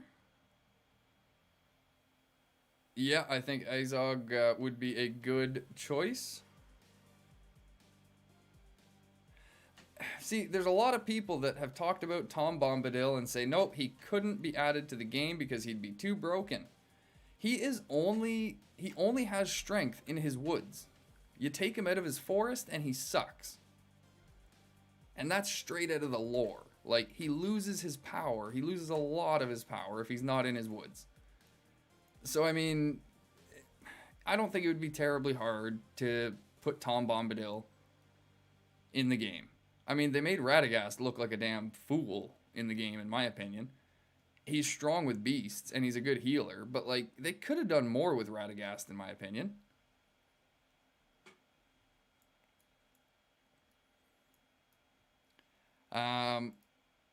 So getting back to... And yeah, that's the thing. People have talked about an Ent commander, and so somebody like Tom Bombadil with Ents, or just Treebeard. Treebeard is like the natural commander to come in. But yeah, getting back to the tier list here, we had talked about the Easterling tree. As I said, it's going to be 20% reduction in stats for 1 round, an extra 15 might. You do get Evil Alliance up here as well, which is going to reduce the damage received by your evil men and orcs by 14%. Iron Guard has a 50% chance of reducing the physical damage received by, I believe that is about 30%. I'm just going to double check that here. Yeah, 29.4. That'll round up to 30% most likely. I can't see them rounding it down to 29. That would just be an odd number. And then at Respect 5, User gets the Interrogator tree, which I think is a really good tree. Enemies stunned or subject to madness are going to receive an extra... God damn it, I'm never ready to do the maths. 6.6. That should be 100%. Yeah, 99. It's going to round up to 100%. So they're going to receive an extra 100% damage for 1 round. And at max, the damage bonus effects are modified by speed. And that would be the other reason I was suggesting to run the speed stat. So like I said, might and speed are what you want to focus on for Yusra, not the focus. Laceration up here. Each round against one target inflicts bleeding, causing the target to suffer 111.3% physical damage continuous for 3 rounds. 111.3. What's that going to round to? 110? That seems weird, but makes sense. Yes. Yeah. As part of the interrogator tree, she gets laceration up here. And then in order to make use of the damage increase, she gets restrained down here. Against 2 enemy targets, you're going to get a... what's that, 95? 14.3 times 7. Nope, that is a 100% chance of being stunned for 1 round. So you know you're going to be stunning at least 2 enemy targets. Those targets are going to be receiving 100% extra damage for 1 round, modified by the speed stat. And then on top of the extra damage you're getting from these, like I said, Yusra can actually be a decent commander. It's an ideal circumstance thing. Like, I would not suggest focusing on Yusra if you've got some of the other commanders that we're going to talk about coming up here. But if Yusra is one of your only commanders, there's no reason that you have to make her a tip commander. Yes, she gets the warband leader, so can act as 2 commanders when completing tips, as well as the extra resources gathered and siege. But I honestly think that these are the trees you want to focus on if you are going to focus on Yusra. Now, with all of that being said, I do think Yusra, even at respect 5,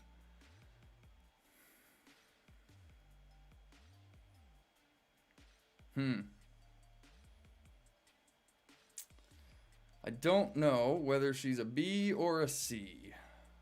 I think she's a C until you get her to respect 5. Once you can get her to respect 5 and make use of the interrogator tree, I think that bumps her up to a B. So I'm going to put her there. Hopefully everybody kind of understands why she's there, and, you know, like I said, I think the logic on that feels sound. I feel comfortable making the decision that way. Until respect 5, she's a C. Does pretty good damage. But once you get the stuns, then yeah, moves up to B with the extra damage, in my opinion.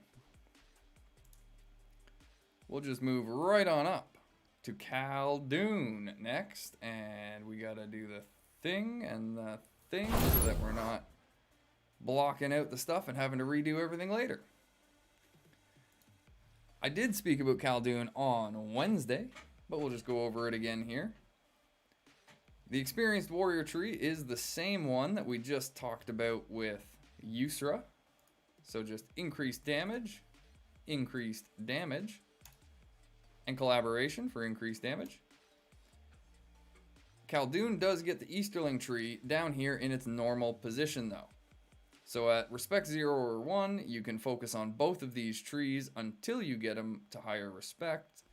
And this is going to provide some damage mitigation as well as the damage increases from the experienced warrior tree. But once you get him to respect 3, Spear Dancer, in my opinion, now Syntax is here in the chat talking up Khaldun. So if I am misleading people, Syntax, feel free to let me know. But from everything I remember from the beta and the builds that everyone was experimenting with and talking about, Spear Dancer was the way to go. And yeah, Syntax backs that up here.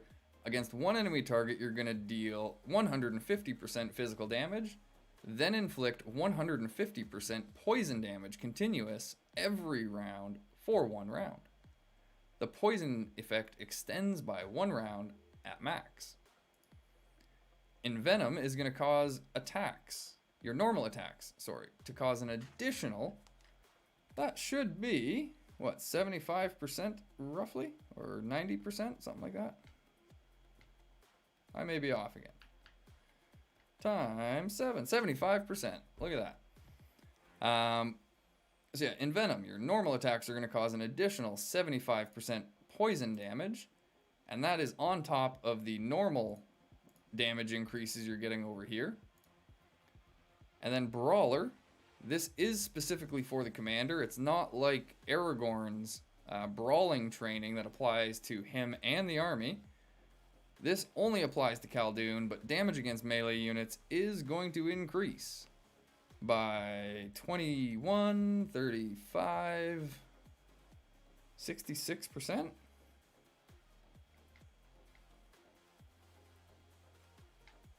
No, because that's 0.5. 25%. Damage against melee units is going to increase by 25%.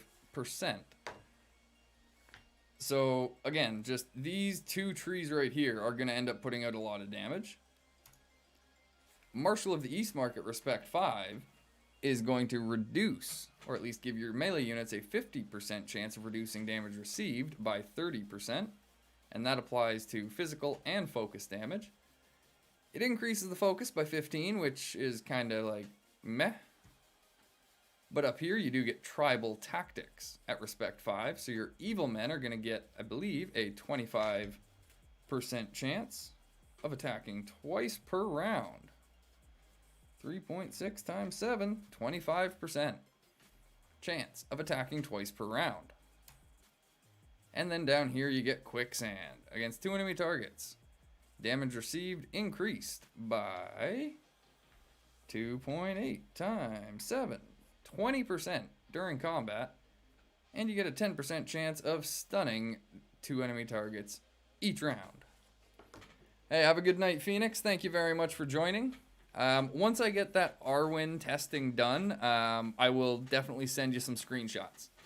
But yeah, I just wasn't able to get into it tonight. But I will definitely be switching her over and checking that out. So, with all of that being said, if you get Khaldun to Respect 5, I do think it's worth, I think you definitely want to max out these 2 trees. But then I think it's worth getting at least some points into Marshal of the East Mark so that you can get Tribal Tactics and at least get Quicksand online. I think you'd want at least 1 point into this just to get the 10% chance of stunning these targets each round.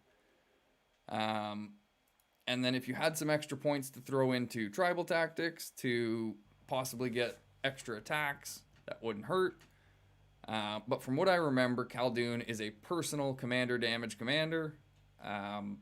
So it's another one like Lurtz or Agzok where you can be a little bit more flexible with your units because these trees are going to pump out a lot of damage from Khaldun on their own.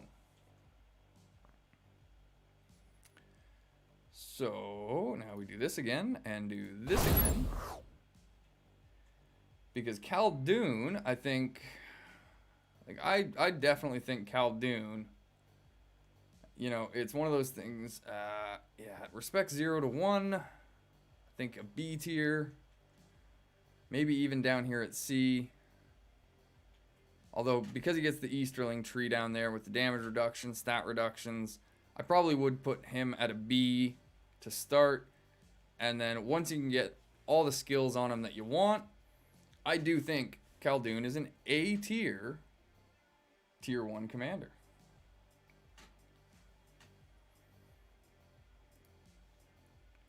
We will hide that again. Hit that transition once again.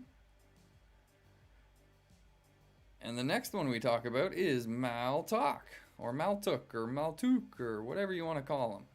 Mr. Mal. Mr. Mal is a leader. Gets 5 extra command points at level 20. So, as I've said before, at level 50, Maltok here would have 80 command points worth of units to bring into battle as opposed to 75. The stats for Maltok are 65 might, 71 focus, and 92 speed. So definitely a speedy commander, and you'll see why here soon. Maltok gets the Pursuer tree up here.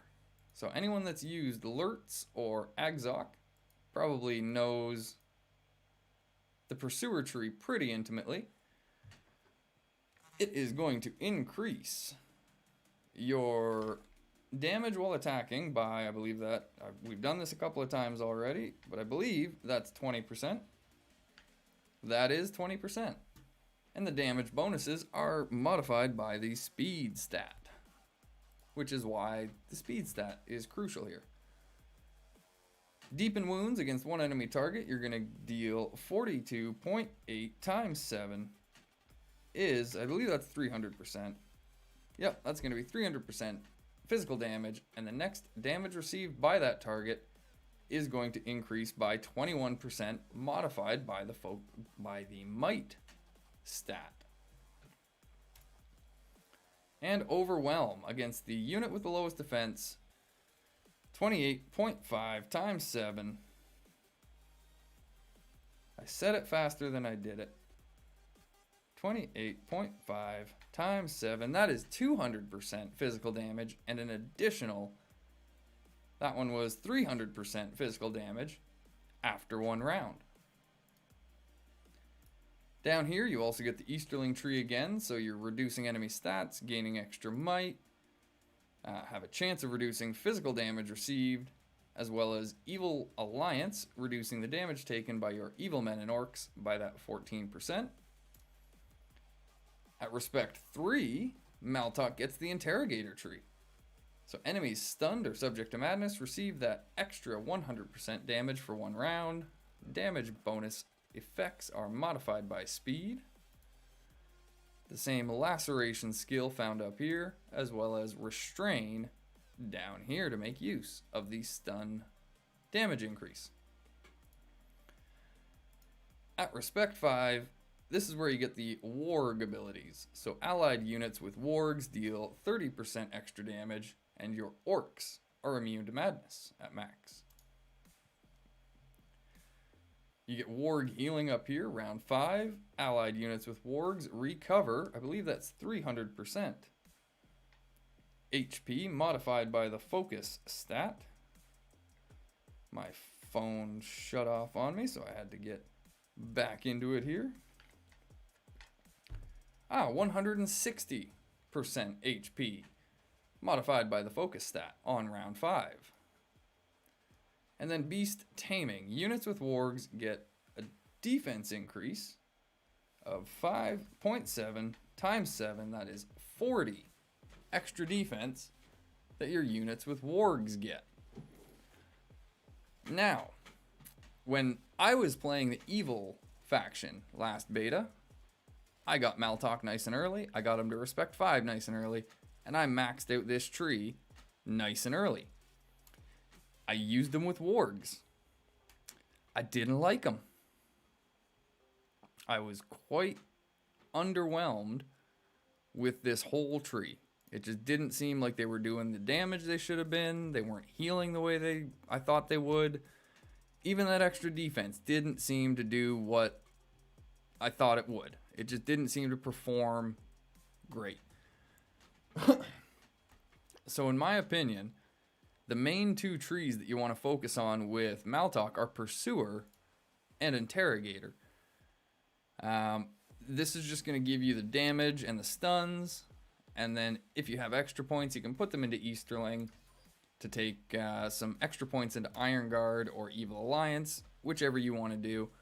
But like I said, Pursuer and Interrogator are the 2 trees that I definitely think are the important ones for Maltok. And for stats, the might and the speed stat are the 2 that you want to increase. Unfortunately though, Mr. Maltok I think he just sits at a C. Whoops, I didn't do the thing. I think Maltalk just sits at a C for me. He just doesn't bring enough to the table. He's got some mitigation. He's got a stun. He doesn't have any heals other than for the wargs. He doesn't really have any damage increases for units. You know, he's got that general damage increase when the stun goes off. He's got some damaging abilities on his own. But I just don't feel like Maltalk actually brings enough to the table to get himself higher than a C. So any Maltalk fans out there, I am sorry, but that is where I stick him. Moving on, we will talk about Mr. Uggthak. This was the original Doug. I got sick of calling him Uggthak. And I was always confusing him with Uggthak. So this guy just became Doug. But Doug here has the Pursuer skill tree as well. So he's got that same damage increase while attacking. He's got his damage bonus effects are modified by speed, deepen wounds, and overwhelm. But yeah, we'll just go, hey Alpha Particle, how's it going? We'll jump right into the tree that everybody wants to see with Uggthak. Searing Axe. So normal attacks have a 30% chance of dealing an additional, that should be, I think 200%, if I remember my Uggthak correctly. 13.3 times 15, 200% burn damage. And at max, it increases the chance of triggering that burn damage by another 5%, so it's a total of 35% chance of dealing that additional 200% burn damage.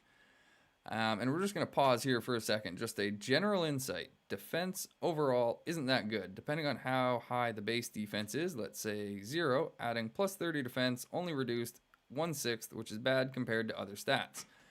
Yeah, I do value defense because I understand the breakpoints and everything, but I still think defense is a great thing to be increasing anytime you can. The only reason I don't like that one is because it's specific to wargs. But like the discipline skill on the evil side, Aragorn's Dunedain Chieftain, I don't build those commanders without them. That extra defense is great. But if it's too specific like that for wargs, I don't generally like it. But yeah, that is the Searing Axe title. And then down here, he gets that same Brawler skill. So his damage against melee units is going to increase by, what was that, 25 or 30%? 25%, I think. 3.5 times, yeah, 25% against melee units. And then up here, he gets Scorch against 2 enemy targets. He is going to deal 210% burn damage continuous every round, and damage received is going to increase by 25% for 2 rounds. He gets Uruk-hai Elite at Respect 3, so his might and his speed are both going to be increased by 15%, and he's going to get an extra 15 speed on top of that. He gets Uruk-hai Captain up top, giving him a 35% chance of recovering, giving his Uruk-hai units a 35% chance of recovering, 99, so 100% HP after dealing damage. And then down here he gets Dangerous Trade. Damage received by your allied units is going to be increased by 5%, but the damage they deal is going to be increased by 28 to 30%. If that rounds up, it'll be 30%. And everything else seems to round up, so. But some of them don't. I agree. My favorite item is the Breastplate for Good that gives defense early on. It's super OP. Just general in late game, especially with evil focus opinions. Yeah, Yeah, no, I do understand what you're saying. Like the break points are definitely something to keep in mind. If I remember right, 40 is one of the major breakpoints for defense. Anything you gain after 40 defense has diminishing returns. And yeah, diminishing returns are definitely a thing when it comes to defense. You get less of a benefit for each point of defense the more points in defense you have. Like the higher your defense is. You get more damage reduction going from 39 to 40 than you do going from 99 to 100. Warlord here. Orcs and Uruk-hai. Damage is increased by 30%. And you're going to get an extra 15 might, which is definitely what he wants to focus on. He gets Battering Ram up here, which is like a mini Grand. So your army's siege damage is going to increase by 14. And then Orcish Warlord is going to increase the speed of your orcs and reduce the damage they receive by 14%. Yeah, Zuazi, he's definitely a worse version of Uggthak. That's a great way of describing him. Like, he's good. He's all right. He does a lot of damage. He does burn damage, so he can tear apart Oathbreakers pretty well. He can get through some damage or some defense. But yeah, you know, a lot of people used him as a siege commander with Battering Ram here because, like you said, he's just kind of a mini Uggthak or a mini Lurtz. He can put out some damage, but he doesn't offer anything outstanding, in my opinion. So, I don't think... Did I go over... Yeah, he's a warrior. He gets 25 might, 2 skill points. His physical damage is increased by 10% at level 20. As you can see here, he's all about the might. He really doesn't care about focus. He really doesn't care that much about speed. Although, you do get modifications from your speed stat. At least here. So, it's worth increasing speed a little bit. But you definitely want to go heavy on the might with this guy. But because he's just kind of a damage dealer, he's another one like Khaldun that I'm just kind of, or like Yusra here, where for me it's just kind of like, yeah, I think you're just a B tier. Although he does have the heal. That might, does that bump him to A tier?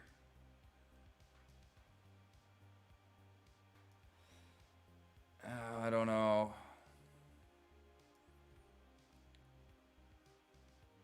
No, I think I'm happy with him in the B tier. I do think. I feel like my state of mind may influence my ability to make sense here. Excuse me.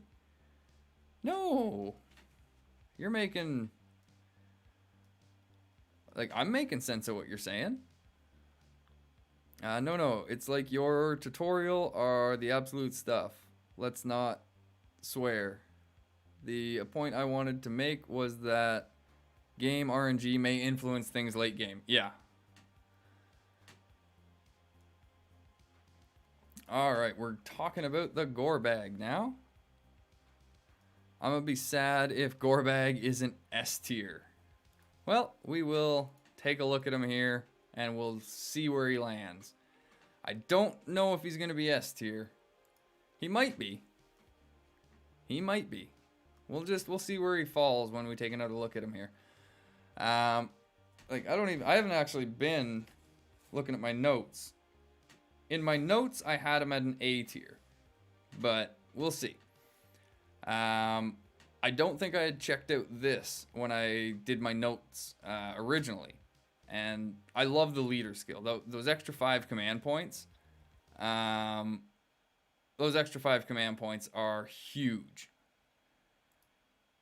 He likes his might. He likes his focus. He's not too crazy. Or no, he likes his speed more than he likes his focus even. But he's a fairly balanced commander in those terms. Like, everything's kind of close. But as you can see, might and speed are the 2 big ones. And okay, yeah. Now that I'm looking at just even seeing the skills again, it's like, yeah, he might damn well be S tier, or darn well be S tier. I'm sorry about that, Adair. Interrogator right here at base level. So as we already know, enemies stunned or subject to madness are going to receive an extra 100% damage for 1 round, modified by the speed stat. Laceration and restrain along with it. He gets Old Orc down here though, which is a nice one. It increases his focus by 30 at max and decreases his might by 15 at max. But he gets an extra 15 focus here, so that's going to be a total of 45 extra focus that he gains from Old Orc at the cost of 15 might. Clear-headed is not what you want to take with Gorbag. I mean, it's that one that reduces time to complete tips for anyone that doesn't know.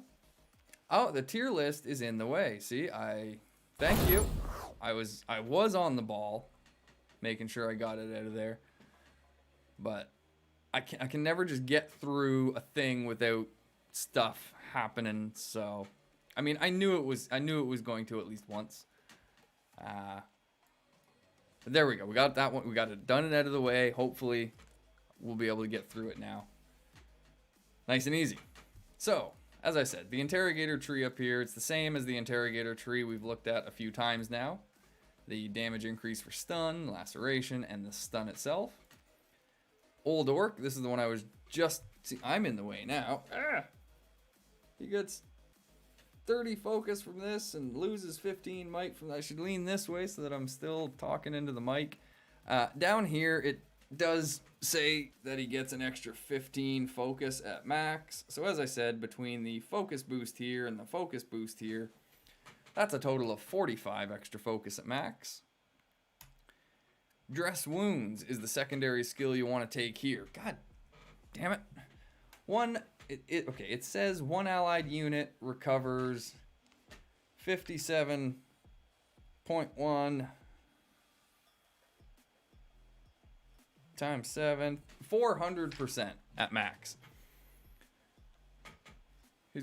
I wasn't referring to you as stuff. What? What? Did I? I didn't think I did. No.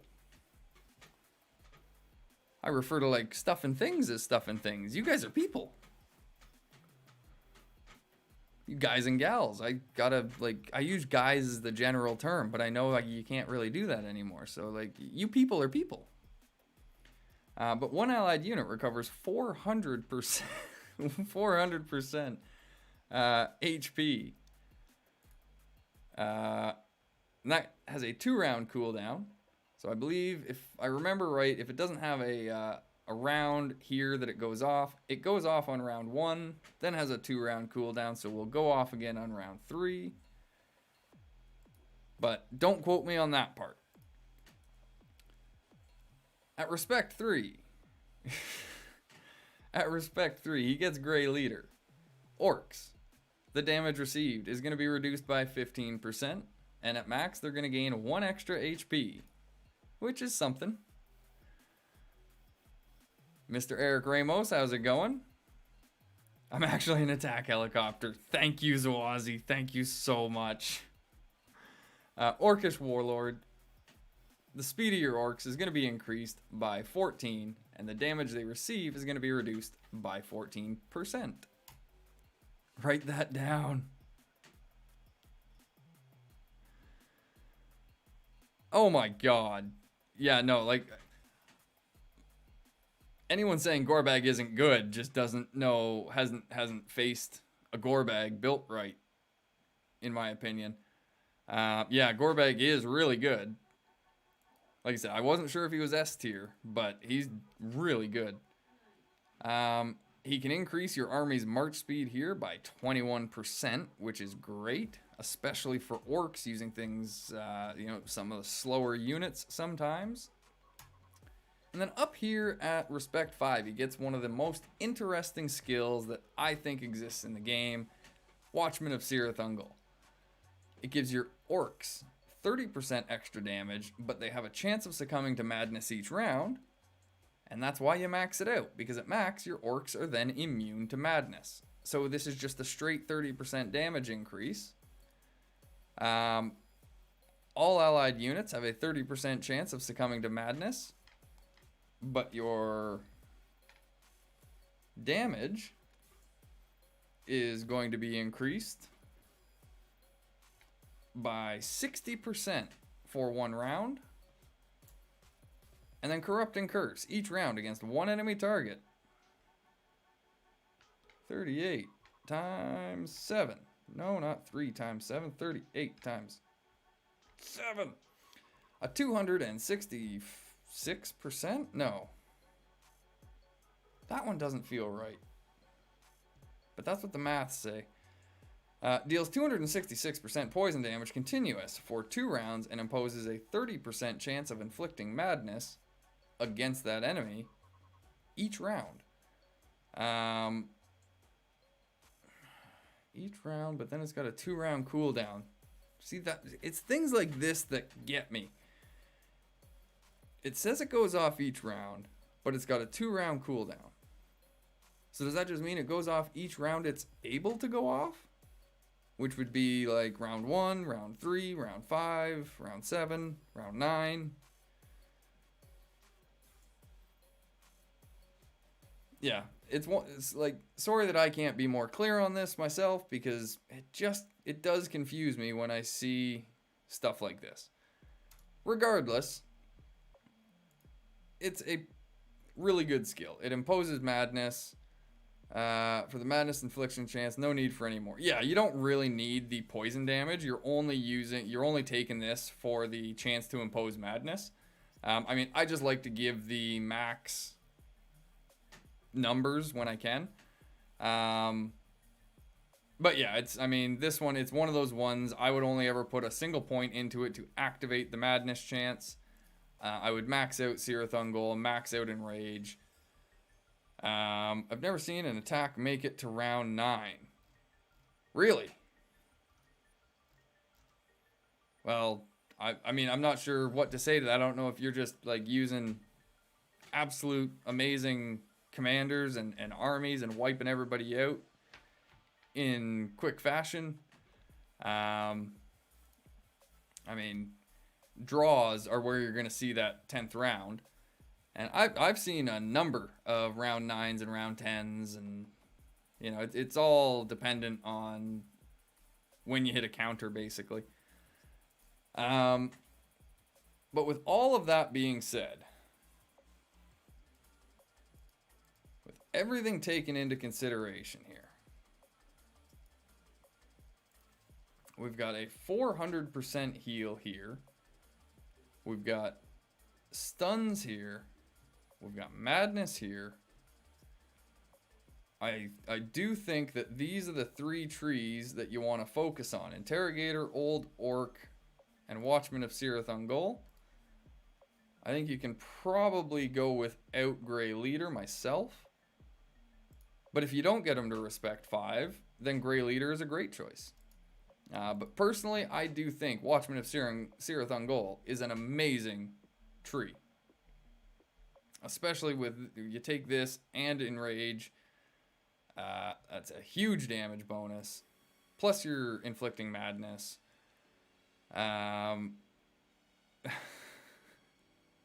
Old Orc or Interrogator, I go for the Interrogator for the chance to inflict some stun. Yeah, I would suggest going for the Interrogator tree first on this guy to get your stuns online. And then once you've got that maxed, then you can go into the Old Orc and Dress Wounds to get your heal online.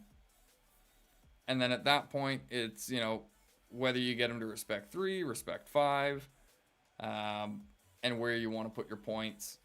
But yeah, I would say focus on Interrogator and then go into the Old Orc tree. And Gorbag should do pretty well for you. Now it is the moment of truth. He's got stuns, he's got madness, he's got heals, he's got damage increases. How can I not? How can I not? I've got to do it. I've got to do it. I've got to do it.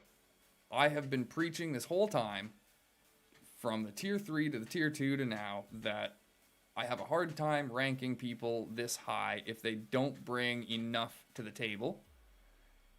And, I mean, he brings everything. Like I said, he brings heals, he brings stuns, he brings madness, damage increases, damage reduction if you want it. He offers just about everything. The only issue is that he's... And really, it's only here that he's actually... I mean, sure, this also only applies to orcs. Yeah, okay. Like, but his big heal, this actually doesn't only apply to orcs. Don't forget the tier list. No, it's up there. Isn't it? You guys can see the tier list, right?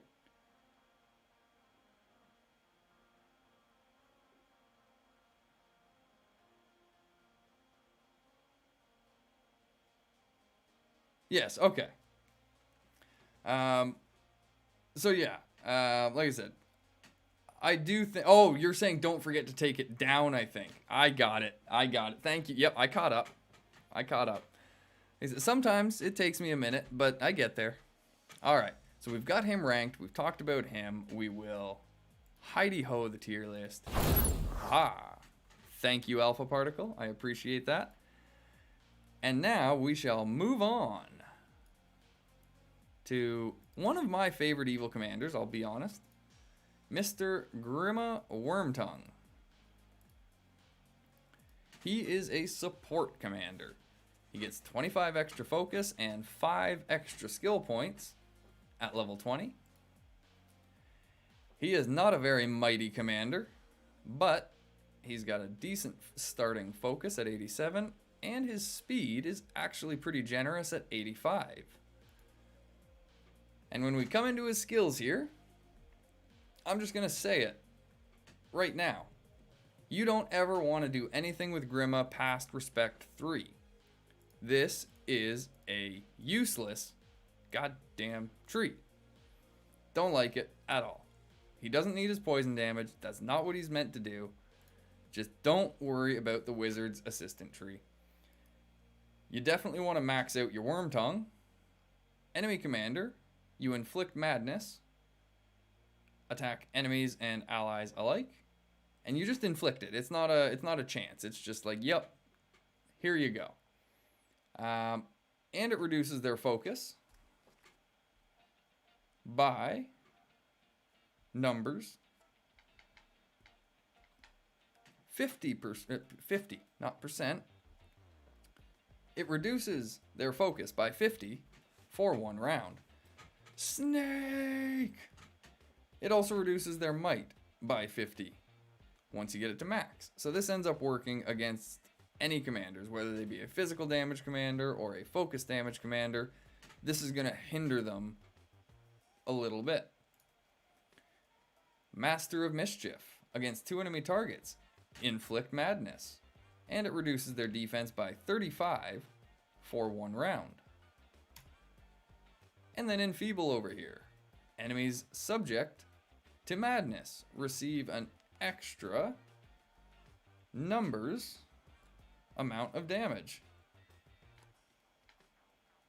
Those numbers are 39.9 rounded up to 40% extra damage to enemies subject to madness. Down here, he gets the second in command tree, which is one of my favorite skill trees that the evil commanders have available to them. It increases your commander's focus by 15, and it increases the damage dealt by your allied melee units during combat by 15%. It also gives you an extra 15 focus at max. So that's 30 focus in total from second in command. This is where you find the discipline tree that I was speaking about earlier. Your entire army gets an extra 35 defense at max, which is just handy. And then down here you get anticipation. This skill is pretty well made for Reapers. Allied units with the lowest defense gain, this is a 75% chance of avoiding all damage from the next 4 attacks. And just taking a quick detour from this, because I know that not all of the units are named the same things in all languages. So, whenever I say Reapers, this is the unit that I mean. Because of this skill right here. Round 5 onwards, they deal an extra 70% damage when this is maxed out. So keeping as many of these guys alive until round 5 is pretty crucial. That way they can maximize the damage output. Using the anticipation skill, as I said, they basically, they'll pretty well be guaranteed every time to be your unit with the lowest defense, as long as you don't run them with, I think, alchemists. And so that's going to give them a really high chance of surviving those first 4 attacks. And then if you also pair them with mountain trolls, it just increases their chance of surviving even further. With that being said, you don't run mountain trolls on Grima because his madness ability actually works against mountain trolls. So, and that's not just for him, that's any madness. Madness and mountain trolls don't mix. If you inflict an enemy with madness and have mountain trolls on the field, the mountain trolls are still going to taunt that enemy. That's another one of those things I found out the hard way last beta. I was running mountain trolls on Grima. And just, it was through testing and talking and all that stuff that we found out that that wasn't the ideal composition. So I suggest running like Ravagers. If you want to run trolls on Grima, run Ravagers. You can still run Reapers with anticipation. It still gives you a really high chance of them surviving.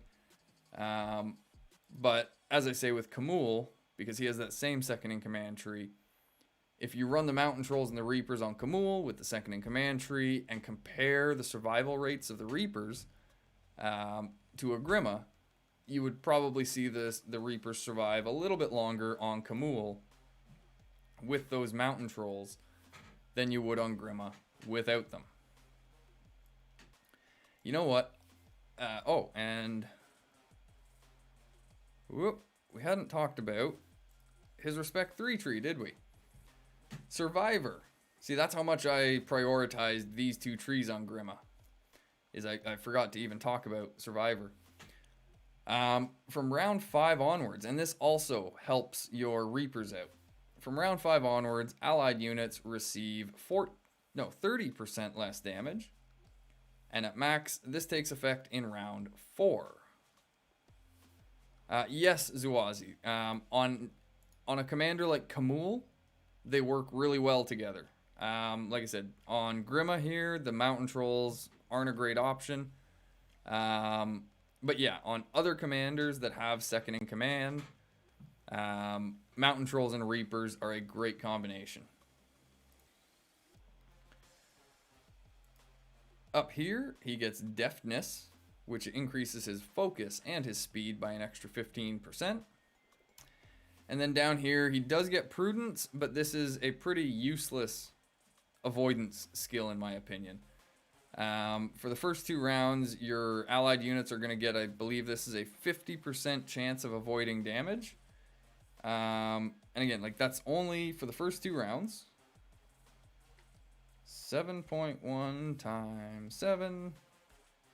Yeah, it's going to be 50% chance of avoiding damage for the first 2 rounds. But the damage that they deal is decreased by 30%. So I personally don't think the trade-off is worth it. Like, yes, this would help the Reapers as well in those first 2 rounds. It would help your Mountain Trolls in those first 2 rounds. But the damage reduction is not something... the damage reduction is not something evil units can afford, in my opinion. So I don't ever suggest running the Prudence skill tree. And just for completeness, I will briefly talk about this tree, even though I don't think anyone should ever pick this tree on Grima. I tried it out myself and it was terrible. That's why I'm so against it. This commander, attacks have a 50% chance of dealing an additional...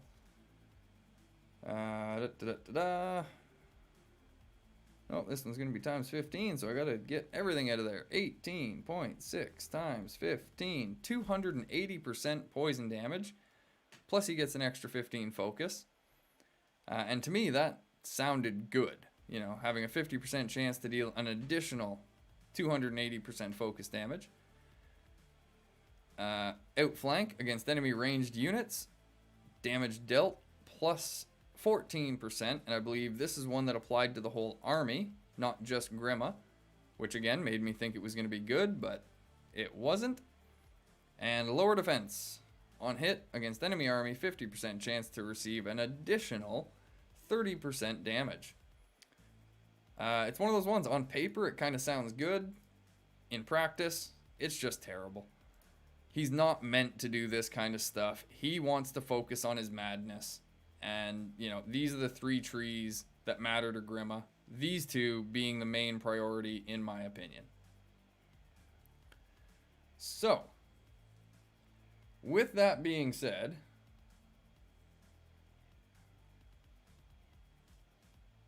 I actually think...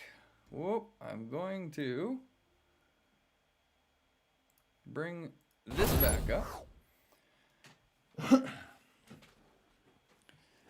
And yeah, I still think, like, where do you fall now?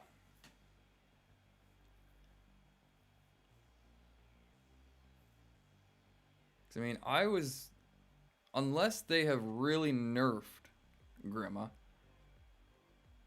People hated fighting my Grima at the end of the last beta. And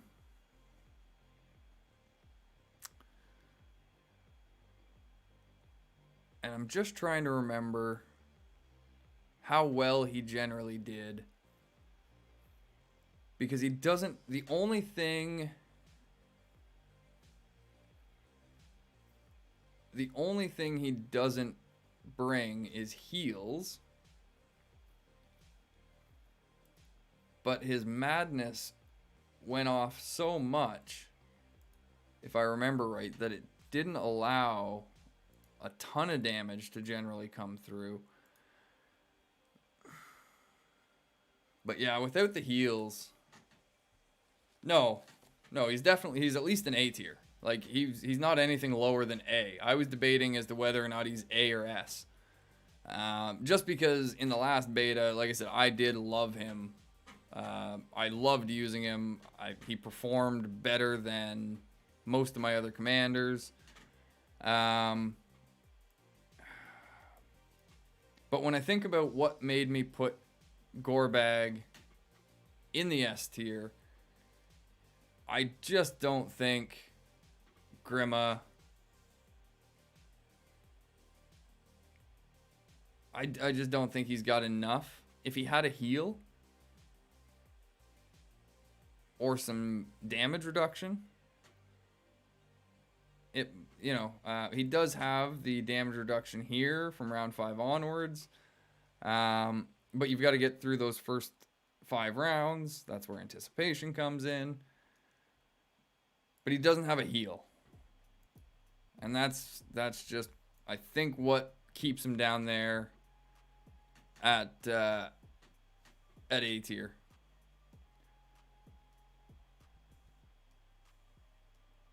Yeah, and, that is a great thing, Unanimous.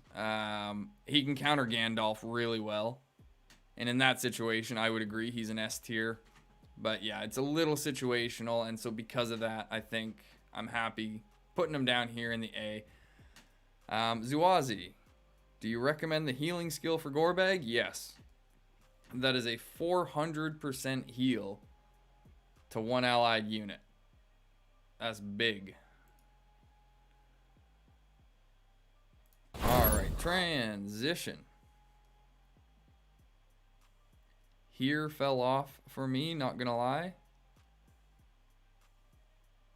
Sorry? Here fell off for me.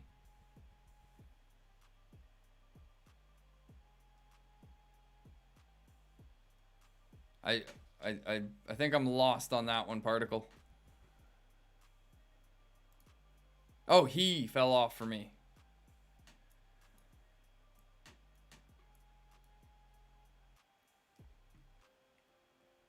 Now, what composition do you generally run on him for troops?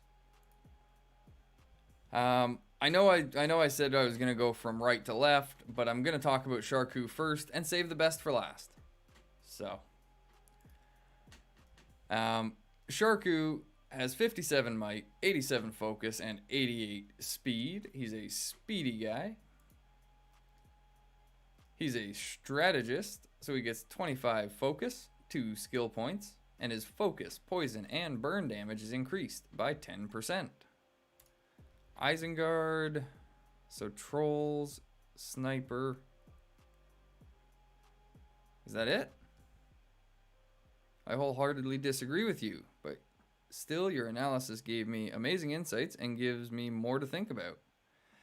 Now, so you disagree with me about Grima Adair?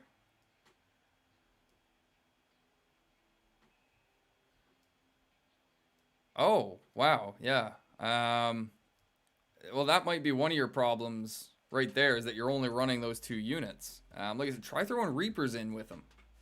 If you are using the second in command tree, try using Reapers with it, because they make a big difference in how he performs, in my opinion. Especially because he's got that damage increase. He's got that damage increase to enemies afflicted by madness, and he generally keeps people under madness the whole battle.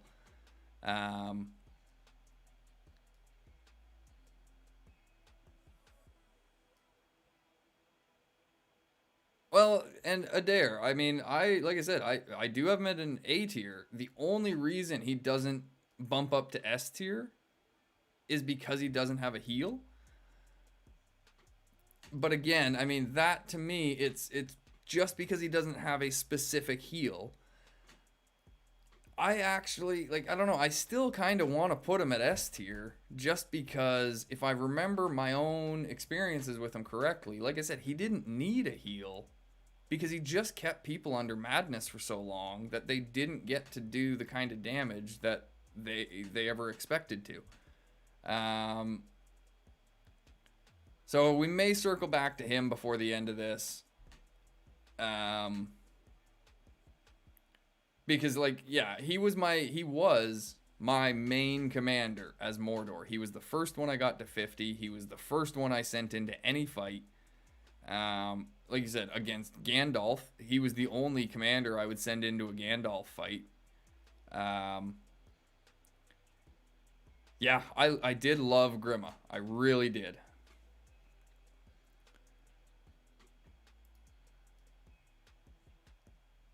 Ooh, yeah, Berserkers, Arbalests, and Corsairs. Ouch.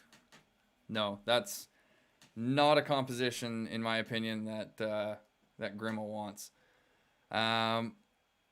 Is awful against tiles, but versus enemy commanders, making enemy command... Yeah. Yeah, he's a lot better in PvP than he is against PvE, in my opinion.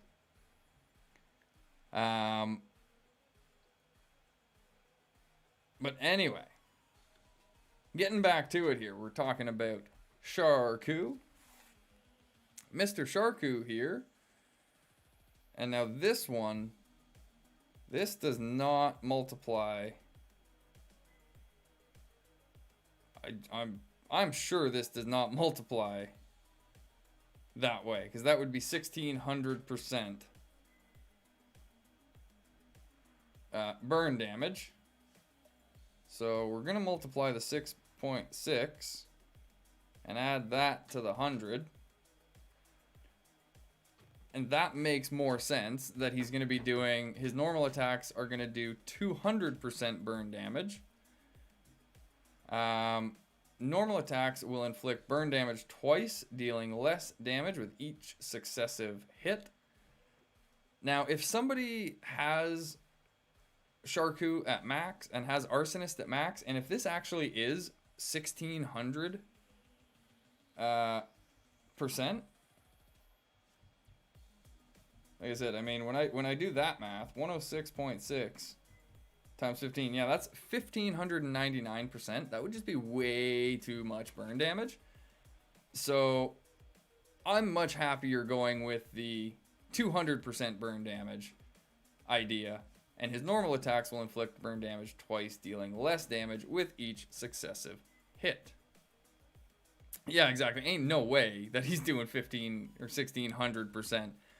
Yeah, exactly. Like I said, it's the 6.6 that is adding on to that. Not because most of these skills, it's the full number gets doubled each time, and that's what a lot of my calculations get based on. But sometimes you can just tell that it's going to be way too out of whack. You know, you multiply this by 15 and you're getting 1500 and anything is no. So yeah, the 6.6 here is what gets doubled, and this turns out to be 200% burn damage at max. Oh god, he'd be the ultimate everything killer if he had 1600% burn damage. That would be crazy. Yeah, no, if he did, I would. I'd have to make like Super Saiyan shiny Sharku tier or something. Arson. Against 2 enemy targets, he deals 18.5% burn damage twice, and this one does just keep doubling up like normal. And so that is going to be 130% burn damage twice. Each separate attack chooses a different target. So that's going to be a total of 260% burn damage from this skill. And then Fuel Oil over here against all enemies. Burn damage received increased by 20%. He does have Warband Leader down here, but to be perfectly honest, you do not want to take Warband Leader with Sharku. He's got much better things to offer. At Respect 3, he gets Conspirator, so his poison and burn damage is increased by numbers. 34.5, rounded up to 35%, but his physical damage is decreased by 20%. And at the max level here, his physical damage cannot be decreased any further. He gets Treason up here, so for the first 4 rounds against 2 enemy targets, he has a 100% chance to inflict madness against 2 enemy targets. Trickery down here, against 1 enemy target, he deals 60% physical damage once, and that is going to translate to 420%, does it? Physical damage once, and imposes a 50% chance of succumbing to madness for 1 round. So, in this tree, he loves his madness. And this is why I consider Sharku a better Warg commander than Maltok. Because down here at Respect 5, he gets the same Warg tree that Maltok had. Warg Trainer increases the damage dealt by 30%. Orcs are immune to madness. Warg Healing on round 5. Allied units with Wargs recover that, what was that? 22.8 times 7 was 160%. HP modified by the focus stat. And then down here, his Wargs are going to get an extra, I believe that was 40 defense. Yes. An extra 40 defense for his Wargs down here. So again, these 3 trees are probably where you're going to want to focus your time and energy. Ideally, for me, I would probably end up going mainly with the Conspirator Well, no, I mean, there's no point really in taking the Conspirator tree if you don't take the Arsonist tree. So I actually think it's a better plan to focus on the Arsonist and Conspirator tree, because you definitely want to get Treason and Trickery maxed out. And there's no reason you don't want to max out Arson and Fuel Oil as well. And at that point, you can take extra points, put them into Warg Trainer, and into either of these skills to get them online. But honestly, I do think he's better with the Arsonist and Conspirator tree, running whatever units you want. He doesn't have to be a Warg commander. He does a lot of burn damage, and the madness he inflicts is great. With all of that being said, where do I think he stands? Because the only heal he brings to the table is for wargs. Everything else is about damage and madness. And I don't think he's as good as Grima.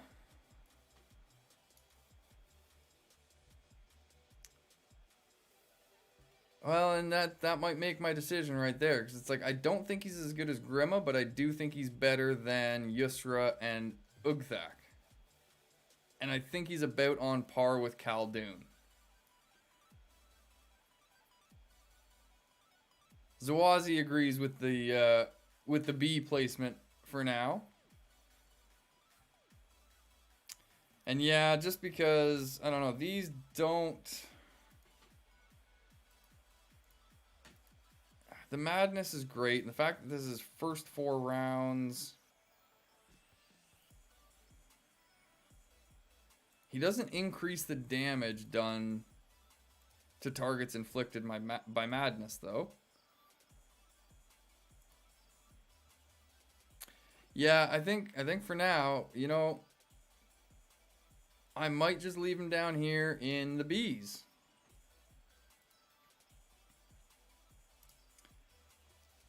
And then, well, before you, yeah, I beat you to it, Particle. I felt you on the keyboard, reminded me, and I appreciate it. But yeah, Warband Leader is pretty trash unless you know, like on Yusra, it's like, okay, I'm never gonna actually focus on Yusra because I've got better commanders, so I'll just use her as a tip commander. At that point, sure, go with Warband Leader. Or if you want a mini siege commander, you can go with Warband Leader for logistics, but it's a pretty terrible tree. All right, this is what everybody's been waiting for. I know that. Like, everybody tuned in to just hear me talk up Agzok again, because I love the guy so much, so goddamn much, so much. He's a warrior. He gets 25 extra might, 2 skill points, and physical damage increased by 10% at level 20. He gets 91 might, 44 focus, and 51 speed. So as you can see, his might and his speed are the 2 stats that you want to be focusing on. And this is a true representation of that for this commander. It's not one of those ones where you're like, ah, well, this is higher, but you want to focus on the other. No. You want to focus on might. After that, you want to focus on speed. When you're building your Agzok, this is a pretty easy one for me to talk about. If you want to maximize the damage for your Agzok, this is what you do. You max out the Pursuer tree so that you can get this big ol' increase in damage while attacking. Those bonuses are modified by the speed stat. You take Deepen Wounds, Overwhelm. You put 2 points into Black Numenorian. That's it. The only reason you put 2 points into Black Numenorian is so you can put 1 point into Black Arts to activate this heal block for 1 round. Other than that, you don't want to be putting any points down here. No, you need them for this tree. At Respect 3, you get Shadow of the Mist. Round 1, against 1 enemy target, you're going to deal... Because this one we haven't talked about before, so I will get into the numbers on this one. 12 times 15 is 180% physical damage, continuous for 2 rounds, but at max level, the duration is extended to 3 rounds. And that actually means, if I remember right from reading the battle reports, this ends up going off every time it's off cooldown. It's never actually inactive. So it's always doing the damage, and then as soon as its damage is done, he hits him with it again. Laceration. Each round against one enemy target inflicts bleeding, causing the target to suffer numbers worth of damage. And I know I did these numbers with somebody earlier, but I got the memory of a goldfish some nights, and this seems to be one of those nights. So, we're relying on the calculator. 260% physical damage continuous for 3 rounds when you realize that you respect 1 for AjMcGamer. Yeah. It's easy to get him up there though. With respect 1, you just max out this tree and you should be laughing. You can put extra points down here at that point because it is decent if you only have him at respect 1 to increase Dark Mantle. That's going to increase the physical damage received by all enemies by 14%. The only reason I say not to focus on this though is because he's not a focus-based commander. So dealing additional focus damage with your normal attack and getting an extra 15 focus is completely counter to what AjMcGamer wants to be doing. As well as the Shadow of the Mist, he gets Laceration up here. That's the one I just did the math for. So that was 200 and... Did I? Yeah, 260% damage. Physical damage, that is. Continuous for 3 rounds. So you've got continuous damage here from Shadow of the Mist. Continuous damage from Laceration. Weapons expertise here. 50% chance of gaining 50% damage, I believe is what that translates to. 7.1 times 7. Yep. So he gets a 50% chance of gaining damage plus 50% with weapons expertise here. These 2 trees, I would say you want to max out all 6 of these skills, personally. And then, like I said, you take 2 points into Numenorian, 1 point into Black Arts, and then extra points can then be put into Mountain Warrior. He deals an extra 30% damage to ranged units and gets an extra 15 speed. Up here, he gets an extra 3.5% times 7, so that's going to be about 30%, I think. 25. It gets an extra 25% damage against ranged units here. And Heartseeker down here against enemy target with the lowest HP. He's also going to deal... That was that 35.7 times 7, 250% physical damage once. So there's no reason you can't invest points into the Mountain Warrior tree. But in my opinion, you want to make sure you get these 2 maxed out first. They offer so much damage.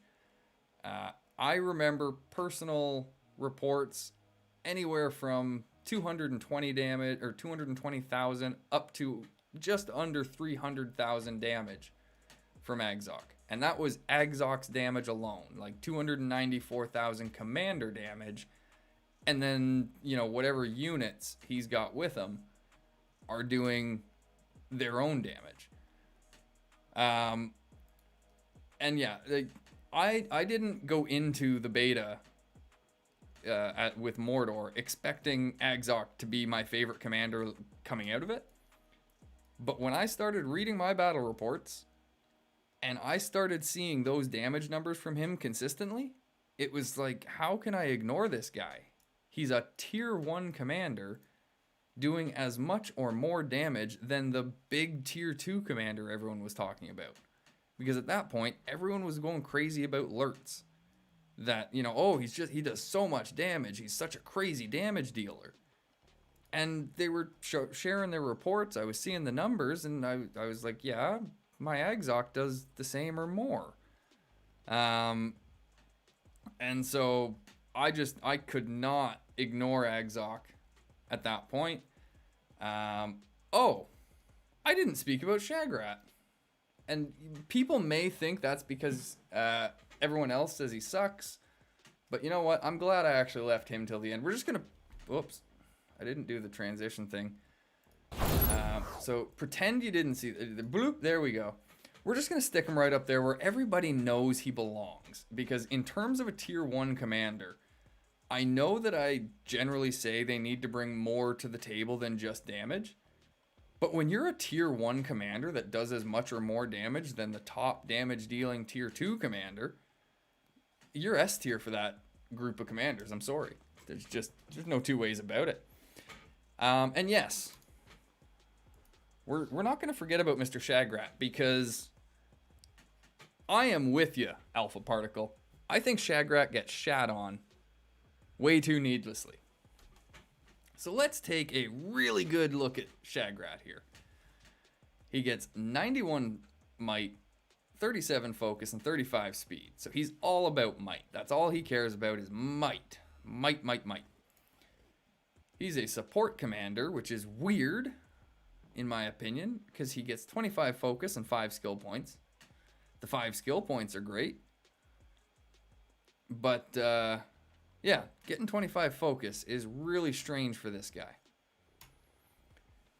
But anyway, when you talk about his skills, in my opinion, you definitely want to take...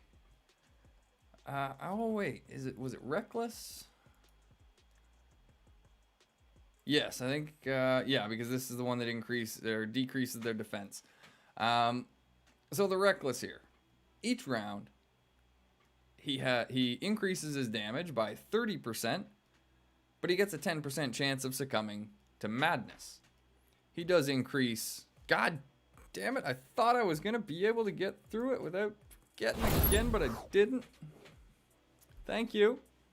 Thank you very much. Alright. So the Reckless. Each round, he's going to increase his damage by 30%, but he has a 10% chance of succumbing to madness. And he gets an extra 15 might when he reaches that max level. Topple. Against one enemy target. Deals 350% physical damage once and imposes a 50% chance of being stunned for 1 round. And then he has break defenses up here against one enemy target. Deal 337.1... God damn it, I just did this. And 100 and... 200. See, numbers. Numbers. Just bear with me here. Like, I should be remembering this stuff. I've done it numerous times tonight over the last week. I've gone over all these numbers. 260% physical damage. And their defense is going to decrease. I think it's because I got too many numbers all jumbled up in my head together.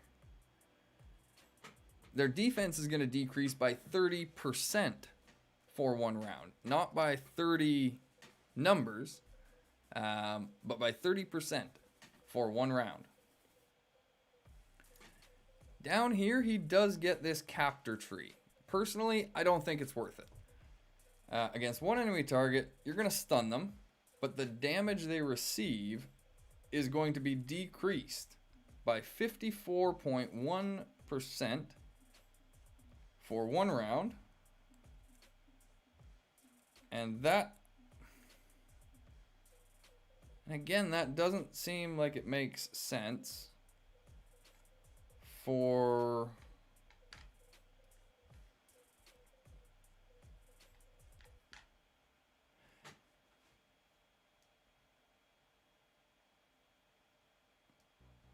Hey, see you later, Adair. Thank you very much for joining this evening.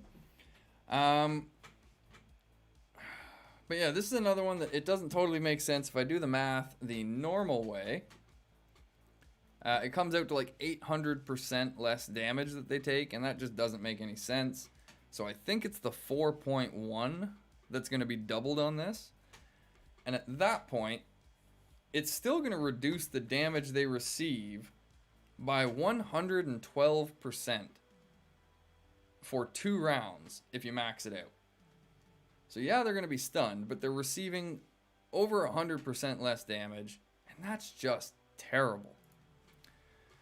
Oh, it goes down. Oh my god. Well, that makes a huge difference, to be honest. At max, it's 25% less, actually. Okay, thank you very much for that, Unanimous.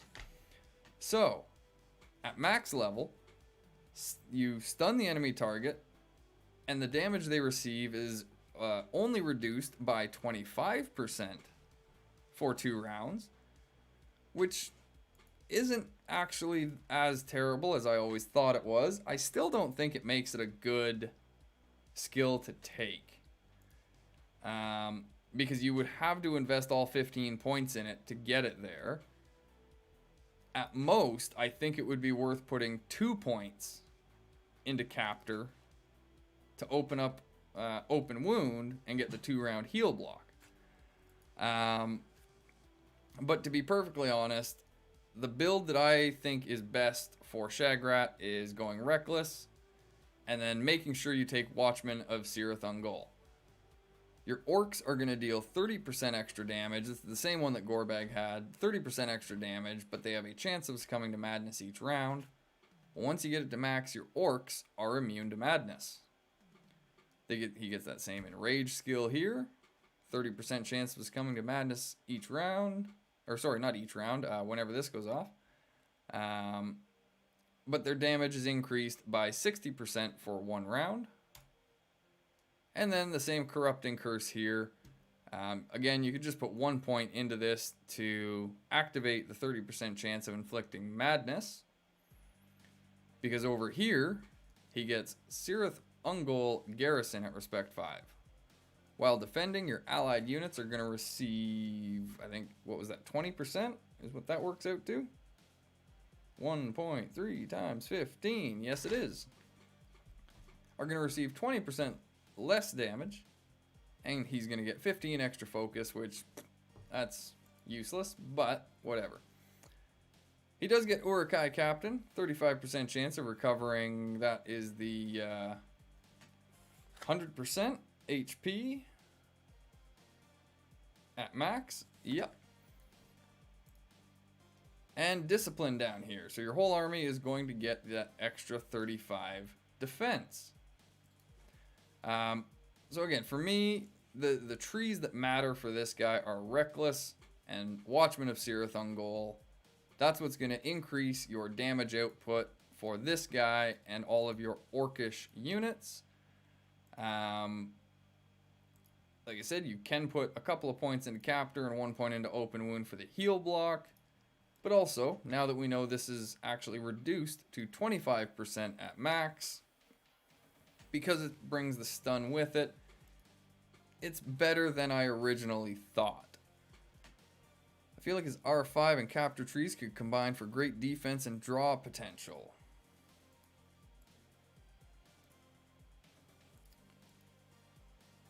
Probably.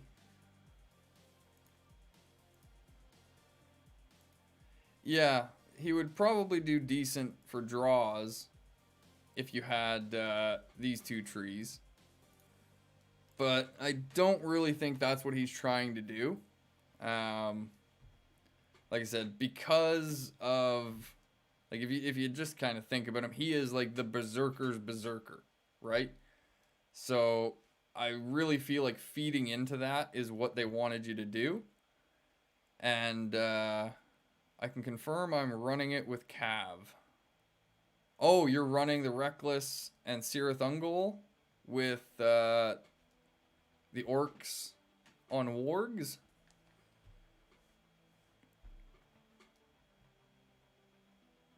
Great scouting and flank. Awesome.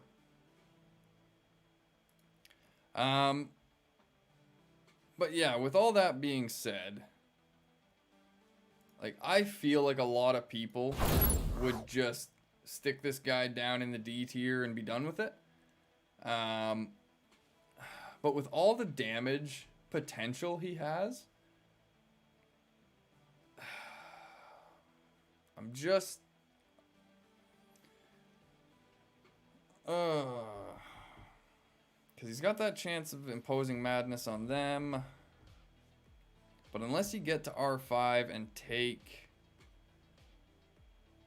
the damage reduction and the heals, he doesn't have a heal. So maybe he does still only sit at B.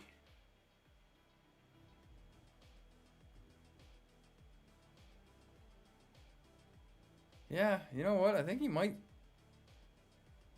still only sit at B for me, actually. I thought he was going to be higher than that, but no, just... I mean, it's damage. That's great. It's damage, but he doesn't have enough he doesn't have enough stuff that's going to keep his own units alive, in my opinion, to be ranked even an A. Like I said, like you would have to go, and this only matters while defending. When you're attacking, this isn't going to come into play.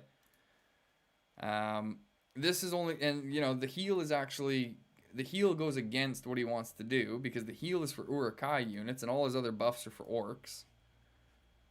So really, discipline is the only thing that he's going to get that's going to mitigate any damage. Yeah. So because of that, I think he's just going to sit at B tier. But, like I said, I still think that's higher than most people would rank him. I honestly think a lot of people just see him as a D tier kind of crap commander. But if you take everything into account, you use orcs, those damage increases should be pretty huge. So, there it is. All done and dusted. And I mean, I was just looking at the clock. We're into overtime, so like this actually worked out perfect. It took up the whole second half of the stream here. And yeah, that is my tier lists complete. Tier 3, Tier 2, Tier 1. For anyone confused as to why I broke them up like this, I think this is actually very important to do. I don't think it's fair to be ranking Tier 1 commanders on the same tier list as Tier 3 commanders. They're obviously not as strong. It gives a false representation, in my opinion. I think comparing Tier 1 commanders against other Tier 1 commanders and providing a tier list like this gives you a better idea of where they sit relative to each other, as opposed to trying to say, well, yeah, Sharku is bad compared to, Karun or something. It's like, yeah, that feels kind of obvious. So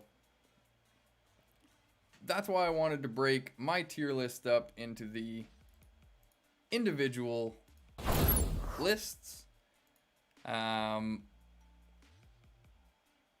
Yeah, I don't even know if I were to try and amalgamate all three lists. It would probably really mess with all the tiers, to be honest. Because, like, I don't know. Like, on my tier 3 list, I had Karun and Sauron as S tier. And so would Karun and Sauron really, like, would Gorbag and Uggthak really be on the same level? They might be. Uggthak puts out a ton of damage. We saw what kind of god Gorbag can be if built right. Lurtz, I think, was the only S tier for the tier 2 commanders. So, I don't know. Maybe they would sit in the S tier with Karun and Sauron. Would you say that T1S are as good as T2B, or higher or lower? Higher. They're definitely higher than tier 2Bs. I think they're probably higher than tier 2As, to be honest. I mean, in terms of tier 1 versus tier 2, I wouldn't have any problem throwing these guys up into S tier with Lurts if I was to amalgamate the tier 1 and 2 lists. I think Gorbag, Agzok, and Lurts deserve S tier pretty easy. Gorbag just because of the versatility that he offers, and Agzok and Lurts are pretty well agreed to be the two highest damage dealing commanders for tier 1 and 2 that Evil has.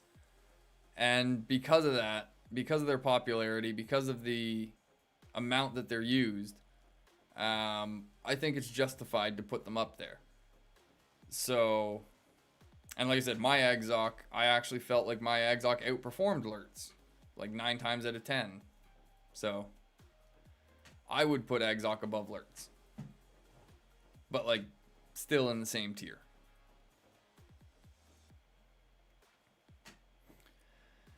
So, we will get into our wrap-up phase here. If there are any final questions or comments, concerns, all that fun jazz that people have, feel free to get them into the chat while I'm wrapping it all up here. As always, I hope this has been informative, entertaining, engaging.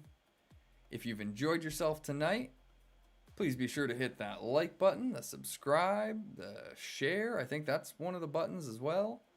There's a bell. If you're on Twitch, you can hit that follow button. I think, yeah, the like button is the thumbs up button. So those are one and the same. If you enjoy the content and want to help me create more, you can now support the channel at patreon.com/AjMcGamer or at AjMcGamer.live. And speaking of which, I do want to thank all of my patrons and followers and subscribers. Just everybody that is helping me continue on this journey. It's nights like this that when I get some awesome news like that this morning, that it just reinvigorates everything. I felt a little tired and I didn't feel like I had the same energy on Wednesday. But tonight it was just like rah. Let's discuss all of this. Well, thank you very much, Alpha Particle. I appreciate that. And just before I leave again, for anyone that missed it, Season 2, big changes. They're going to include roleplay servers along with these mixed servers. So anyone that didn't want to take part in the mixing of good and evil units, good and evil commanders, you don't have to. You can play on a roleplay server. And those are going to continue on the same way that we've been enjoying the game up to this point. Your good commanders, your evil commanders, and troops are separate. It sounds like we're going to get to freely choose at the start of Season 2, which is mid-November, around the 15th to the 25th, roughly when they're going to be doing the season switchover. It sounds like we'll get to freely choose which type of server we want to have our main account on. But that, I don't know for certain. It's just what I'm... just the way I read the announcement. Regardless, the main point is that they found a great middle ground for these changes moving forward, and I personally am super excited and happy that the future of the game looks bright again. So to anyone that's been following along with the Stop the Change thing over the last few weeks, I'm happy to say that there's been a great conclusion to it. You know, we finally got the contact we were hoping for from the devs and the answer we were looking for. You know, I didn't actually want them to just completely scrap it, but I didn't want them to go through with it 100% either. This is the solution I was hoping they would find, was a nice middle ground to try and appease everyone, or at least the majority of people. So, I mean, I kind of thought it was wishful thinking, but huzzah! And so, again, as I thank the devs on the Discord for it, because I've been quite critical of them of late because of it all, I want to make sure that, like, thumbs up to the devs.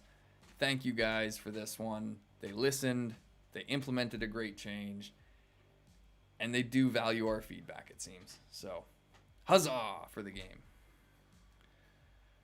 I have a gear that gives a bonus to light cavalry. Is the bonus really only for the Rohan tier 1 unit? I am glad you asked that. I thought so myself, but I haven't been able to confirm it yet through my own testing. But from what I heard on the Discord, from what I was talking to other people, no, that bonus apparently applies to anything in that line. So if you want to do some testing and see if it does apply to the Outriders and the Cavaliers, as well as the light cavalry, I would really appreciate some confirmation on that, because I don't have one of those helmets anymore, and I wasn't able to test it myself. But I've been hearing that it applies to all the cavalry in that line. Yeah, it really would, because that would make your Cavaliers would get another 60% damage increase on that second. They'd basically turn into sharpshooters, which would be crazy. So yeah, if you end up testing that and are able to confirm that that does affect Cavaliers, please let me know, because it would totally change my opinion on that skill. 100%. But I was under the impression that any piece of gear like that named a specific unit, because this is the way it worked in the beta, if it named a specific unit, it only buffed that specific unit. And that's why we all hated it, because most of them only talked about tier 1 and tier 2 units. So yeah, like I said, if you can do some testing and find out if that actually affects the tier 3 unit in that line, that would be awesome. But once again, I just want to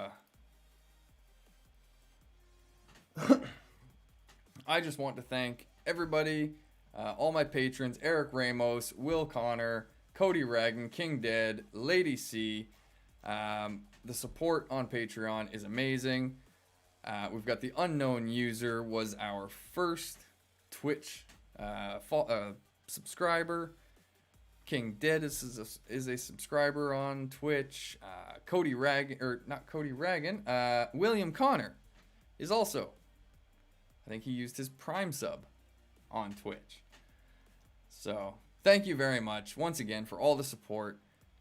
That's one of the reasons that I am, as I said too before I finish this off, like, it's long-winded as always. There's not going to be a Monday stream for the foreseeable future. I'm scrapping the Monday streams for a little while so that I can try and put out videos again. So I'm going to try and find that balance, get back to putting out some videos along with the streams. But Wednesday and Fridays, we will be right back here doing the stream thing. So I think I've got all the stuff talked about and wrapped up. If I forgot anything, whatever, we'll talk about it on Wednesday, because that's when we'll be back. Anyway, for the final time, thank you all so much for joining me tonight. I hope it's been a good time. I've enjoyed myself. And until next time, which is going to be next Wednesday, good luck on whatever battlefield you find yourself on. Final transition of the night. Peace out, everybody.